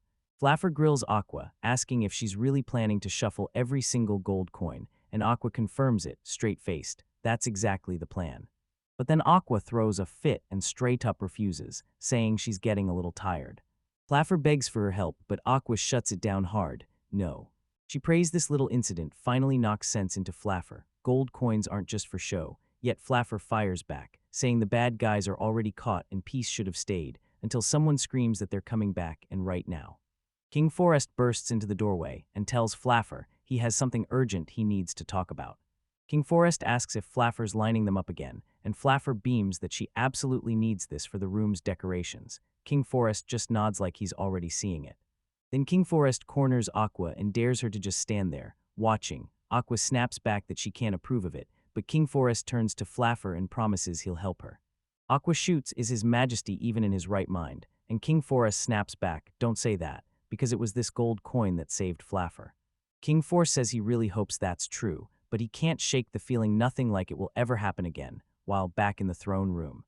Guards drag the bound criminals off, but one inmate thrashes around and screams at those idiots to let him go. Then an advisor storms up to King Jalpal and flat out warns him that, no matter how you slice it, this problem can't be ignored. A Harvest Kingdom official grabs the criminals and tells them they'll be sent back to their country, then they'll face the punishment they've earned. Outside the palace walls, the guards yank the men away, and King Jalpal blurts out his apologies, begging forgiveness for how bad things turned. King Force orders them to haul these villains back too, or their country will look weak as all hell, and his advisor can't help but ask, are you really sure? King Forest lays down the deal. They'll have to make a big public announcement that Fora is a real saint, one who helps the Harvest Kingdom and puts Lord Jopal's dirty tricks on blast. If they say yes, he'll gladly swap vegetables for later, and the moment that happens, one of the men's face snaps into pure shock. Then the guards dropped into deep bows before King Forest and Flaffer on the palace steps, swearing they carry it out no matter what, like a promise they had to make right there, under everyone's eyes. But then Flaffer jolts, realizing the whole discussion might already be slipping into its final moments. And then one of the guards blurts out, at this pace, they'll never make it. To grab the vegetables and rush them home right away, King Force spots something off and demands, what's wrong? Before Flaffer cuts in, stopping him cold and begging, please. Hold up just a second. Flaffer blurts out that the Harvest Kingdom is drowning in food shortages right now. Then she admits she knows that crushing pain firsthand, asks if they truly can't spare even a tiny bit of food. King Force blows up with frustration as the guards just stand there, doing nothing but waiting. Meanwhile, Flaffer lets out a tiny, hopeful laugh. Then Flaffer blurts out, for once this isn't a trade, it's support. She promises that the Royal Garden's harvest will be ready any minute, and they can haul it all away. The three guards burst into overwhelming gratitude, and they thank you again and again like they're never going to forget it. Later down the palace hallway, the guards march off with their provisions, and someone corners King Forest like, are you really sure about this? But Forest just smirks and says it doesn't bother him at all, because it was Flaffer's honest, heartfelt wish. Some people rushed forward and thanked King Frost and the Saintess with all their hearts. They begged to be allowed to pitch in with the harvesting, then you told them that, sure, she'd help too. A man leaned in and told the woman that fearing your fear was actually the whole easy problem. Way too kind. Aqua couldn't help but stare at the truth. Who could have predicted that their country would finally be able to step in and help the Harvest Kingdom? And she leaned in and told Thuriftherer it was all because of her. Saying she had no choice, she had to help too. Fear of Fear grilled Aqua, asking if she was really coming with them. Aqua shot back that if they kept dragging their feet, morning would crash in before anyone even blinked. Then she smirked and said, sure, Lady Furifer remembers the coin spots, but she's the one who remembers them best. Here, if they smiled warmly, you'd thank them back, like it meant everything. Together, they swept the coins into place. Laughter erupted around them as they worked. That night, Lady Fear sat in the shadows, replaying the day in her mind, and loving every second of it. The gold coins are back, and she can barely process it, watching everyone shuffle in and line them up together again. She couldn't stop smiling, thinking about how Aqua helped her get everything lined up perfectly at the end. Right as her eyes finally shut, she slipped into a dream where gold coins gleamed everywhere. She figured it had to be her own nonstop staring all day, but even while she lay there, it felt like her eyes were still stuck. His eyes stayed wide open, like sleep was a promise he couldn't even reach. Hurafur finally snapped awake and immediately wondered if she should risk stepping out of her room for a bit. Robe slipping onto her shoulders, she tiptoed toward the door. Then King Frost suddenly burst in, and the shock nearly knocked the breath out of her. She leaned in and demanded, "What's wrong with you?" Frost admitted they never got a moment to talk privately during the day.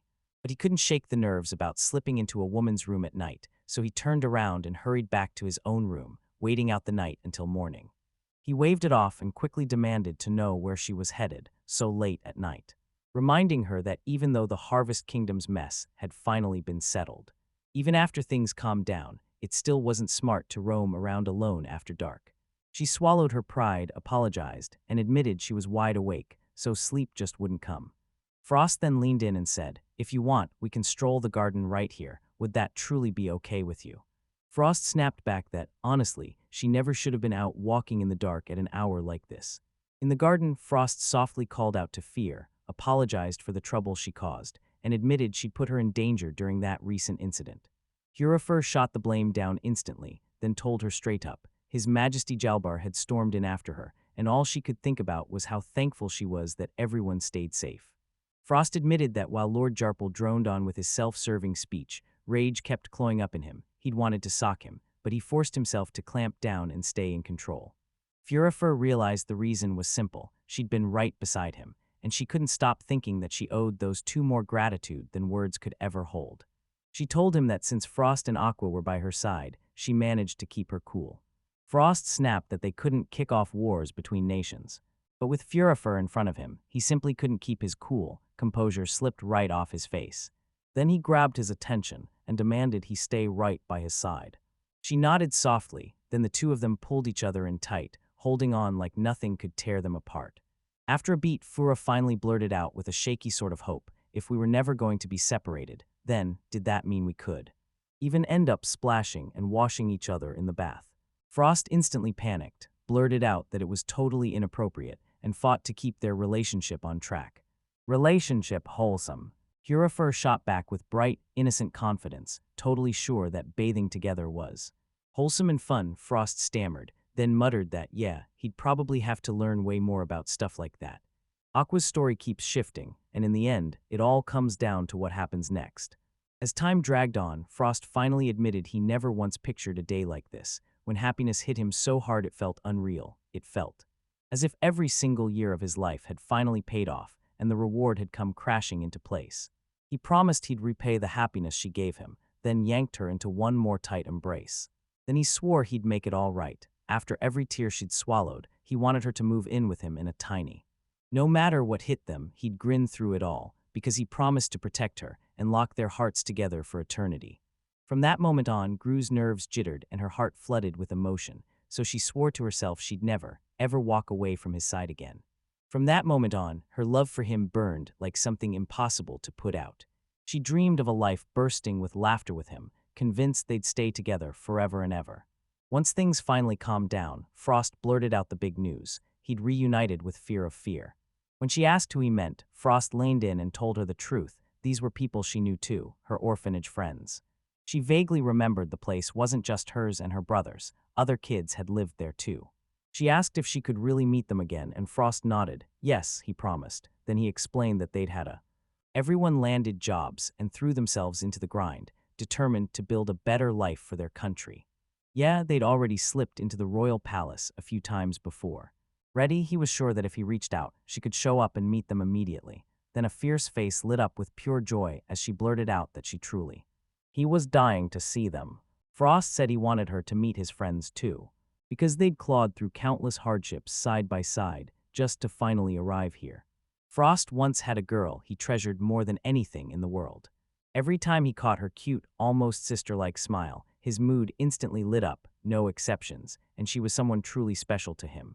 He could still see his childhood in crystal detail. Then one day, strange adults stormed the orphanage and snatched her away.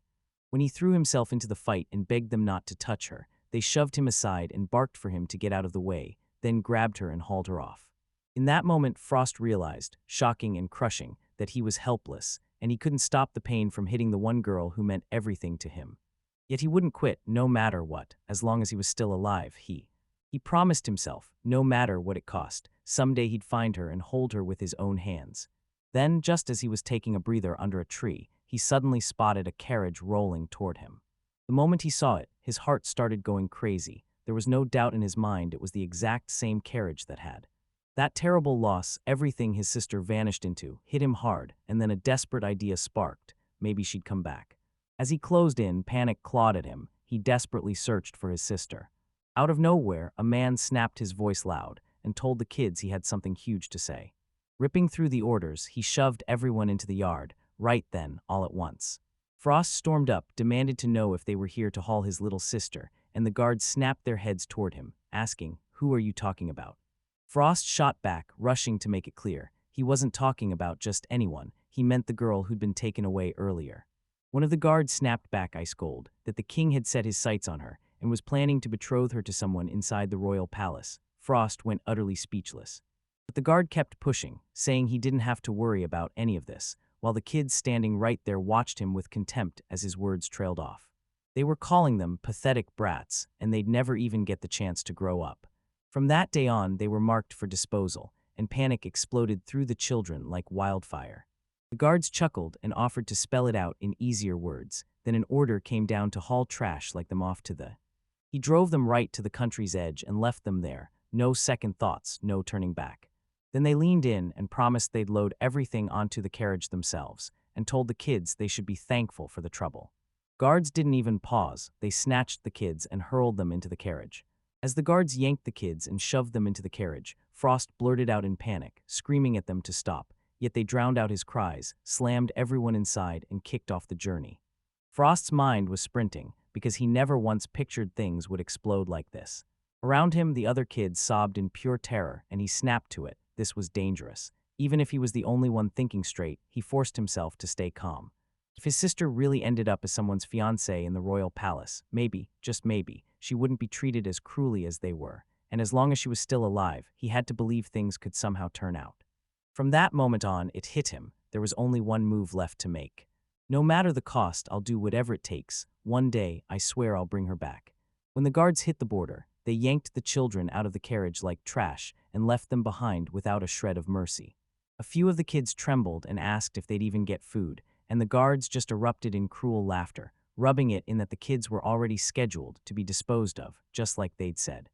Right before they left, one guard sneered, saying they'd already been tossed away, so if they wanted food, they could just scrape dirt off the ground and choke it down, and another snapped that the royal capital was crawling with checkpoints, meaning even if those kids miraculously got back, they'd never be allowed inside. The carriage lurched away, and the children crumpled into heartbreaking tears. Frost wouldn't let them quit, swearing that if they stayed united, they could claw their way out. Then someone lunged in and shoved him, yelling at him to stop poking his nose where it didn't belong. He instantly clocked who it was, the bossy boy behind the voice. The boy seethed with anger and demanded to know what Frost thought they were supposed to do in a situation this hopeless. He swore it was over, that there was nothing left to do, not a single thing. No choice left, only one end waits at the finish line: die. Frost went quiet for a split second, and the bossy boy's words slammed into reality around them, trapped here, abandoned like this. So what were they even supposed to do? Then Frost spotted a clean path straight into the jungle, and a weird, gut-deep chill hit him. He knew something was closing in from that way, just like one of his premonitions. Back then, his instincts only let him spot little things, like how much food they had or what the weather would do. But the other kids always trusted his hunches anyway, and deep down, he started to believe. If he could read the signs this well, maybe he could help them all survive. But panic crashed over everyone, so how was he supposed to get them to listen? Suddenly, it hit him, those days when he'd play princess and king with his little sister, so he grabbed that memory. He shot his voice into the air and demanded that everyone, every last one of them, show up at once. Everyone calm down, he snapped, saying that if they worked together and never lost hope, a way forward would have to appear. His sudden authority snapped the room dead silent, and the bossy boy shoved forward again, questioning why Frost was suddenly acting so untouchable and demanding he face the whole situation realistically. Frost shot the bossy boy a steady look and insisted his gut was screaming that a rescue boat was out there, right if they pushed in that direction, so the boy froze, staring at him like, "Are you sure that's even real?" The other kids started murmuring back, all nodding in agreement. Gripping onto the last shred of hope, Frost told them it was just a premonition, but the kind that shook his bones, strong as steel, and if they all teamed up and headed that way, he swore they'd be saved. Suddenly, a girl snapped her confession. She was starving and begged for something to eat. Frost leaned in, swore he could feel food waiting deeper in the forest, and told them to head that way right now. Then the children nodded and agreed.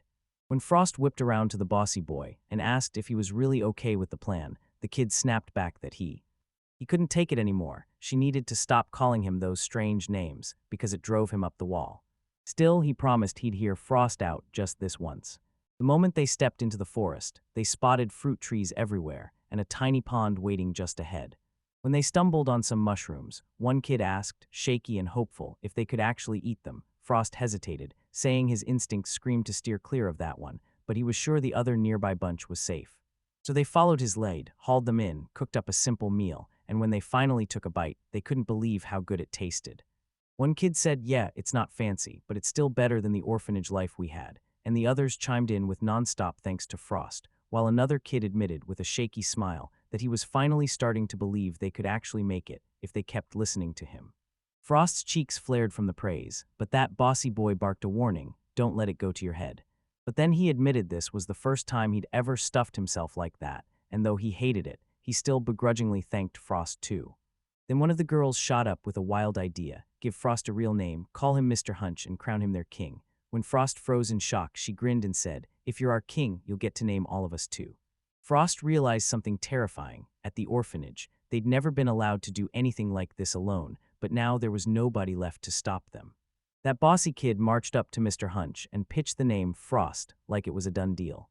He said it popped into his head from that forest image, so now he'd step up as their leader, and if Frost hated the idea, he'd scramble up a new one on the spot. Frost's eyes flared with excitement, and he blurted that it was an amazing name, thanking him from the bottom of his heart. Right then, he decided, since the bossy kid had just handed him an awesome nickname, he'd better rack his brain and come up with a name just as perfect for him. After wrestling with his thoughts, he finally stepped up and proposed. He pitched the name Jeharu and leaned in, asking what he really thought about it. The gay hero boy shrugged it off, laughed it away, and said it wasn't that bad. Frost exhaled, grinning, because Jahir actually liked it, his very first time ever naming someone, and then, right on cue, memories of his little sister crashed into his mind. He started crying under his breath, barely holding it together. He wished he'd managed to give her a real name, too. But when he finally looked up, he saw every kid waiting on the edge of their seats, begging him to call their names, too. The sight jolted him to the bone, then Frost started slinging names at them, one after another. At last, exhaustion slammed into the group, and the kids dropped off to sleep. As he watched them finally rest, Frost felt this calm, steady relief, because if they stayed together, he knew they'd find a way to survive. No matter what storm hit next, they'd smash through it side by side. After a few days, they all can't wait. They all woke up again under the open sky, and Frost couldn't stop wondering how many days had gone by since their journey first began. When he glanced at the other kids, he caught the strain in their eyes. Fatigue was creeping into all of them. At that exact moment, it hit him again. His gut instincts surged sharper than ever, crystal clear. He just knew they were almost there, so he shouted at everyone that, based on his gut, they'd burst out of the forest any moment now. It was just a little farther, then everything changed. Fresh resolve burned in his chest as he pushed them onward, and as they kept moving, Frost finally caught sight of the forest's edge, and beyond it, he spotted a whole town on the horizon, way out in the distance. Relief hit the whole group like a wave, and the kids immediately erupted into excited thanks for him. Frost shook his head and swore it wasn't because of him. He said the truth was simpler. You all pushed together, backed each other up, and that teamwork carried you all this far. Jahir shot back, insisting that without Frost Hunch, they'd never have made it here. From his perspective, Frost was the whole reason it happened. With cautious hope, they headed toward town, but Frost couldn't shake that nagging dread, because even once they arrived, safety still wasn't guaranteed. Out of nowhere, a carriage rolled into view, and the children's faces went pale as fear locked them in place. Whispering through nerves, they kept asking if it was the exact same carriage as before. then it glided right up, screeched to a stop in front of them. He immediately surged forward to block them, and right then, out of the carriage, someone was starting to step out. In the present, Frost and Furifer stood side by side in the garden, staring out like something big was about to happen. She stood there, watching him in silence, then whispered his name like a secret. Frost swallowed his pride and apologized. He admitted he'd just gotten lost, drowning in memories of the past. He reminded her that he'd already told her the whole story, how he ended up here, and when she nodded and admitted she remembered, it still sounded like the kind of nightmare he'd survived. Frost remembered how he and the other kids had trudged together for miles, cutting straight through that endless, frozen forest. They were meant to be left behind in the Harvest Kingdom, but before anyone even caught on, they'd crossed straight into the Riverside Kingdom. Back then, he didn't grasp how dangerous it really was. They slipped into a neighboring country illegally, with zero paperwork or permission. If they had blundered into that town, and the military police caught them in the act. The thought alone made my stomach knot, because if it went wrong, their lives would have been on the line, and that uneasy fear only proved we never meant to hurt a soul. Frost calmed her down, telling her that the very first person they met in this country had taken them in, and that was the moment they were truly saved. Then he leaned in and asked her, "Can you figure out who that person is?" So you're sitting there thinking out loud, "Wait, have I met her before?" It was confirmed. He made it clear he and every kid from the orphanage were overflowing with gratitude toward that one person. But he told her he couldn't spill the whole story yet, because he was sure that someday that person would say it too, so they can hear their own story straight from the source. When the moment finally hit, he leaned in and demanded she listen, every word close and clear. Fura nodded with a soft, easy agreement. The very next morning, Fiora was brimming with excitement. Today was finally the day she'd see everyone from the orphanage again, and Frost showed up to ask, "Ready yet?" But the instant he spotted her, he froze mid-breath, then his confession just couldn't finish. He froze on the spot, because here, standing right in front of him, she looked even more beautiful than ever. Frost froze in stunned silence, locking eyes with his fur as it asked softly if something was wrong, and then he blurted out a fast denial. Nothing was wrong at all, because deep down he knew he was the luckiest man alive. Aqua leaned in close, smiling like she'd just nailed perfection. She replayed every ounce of effort she poured into it, desperate for everyone to see how far Lady Fear of Fear had come, and to her, the final piece was pure masterpiece. She had truly left nothing behind. Fear of Fear beamed and warmly thanked Aqua for everything she'd done.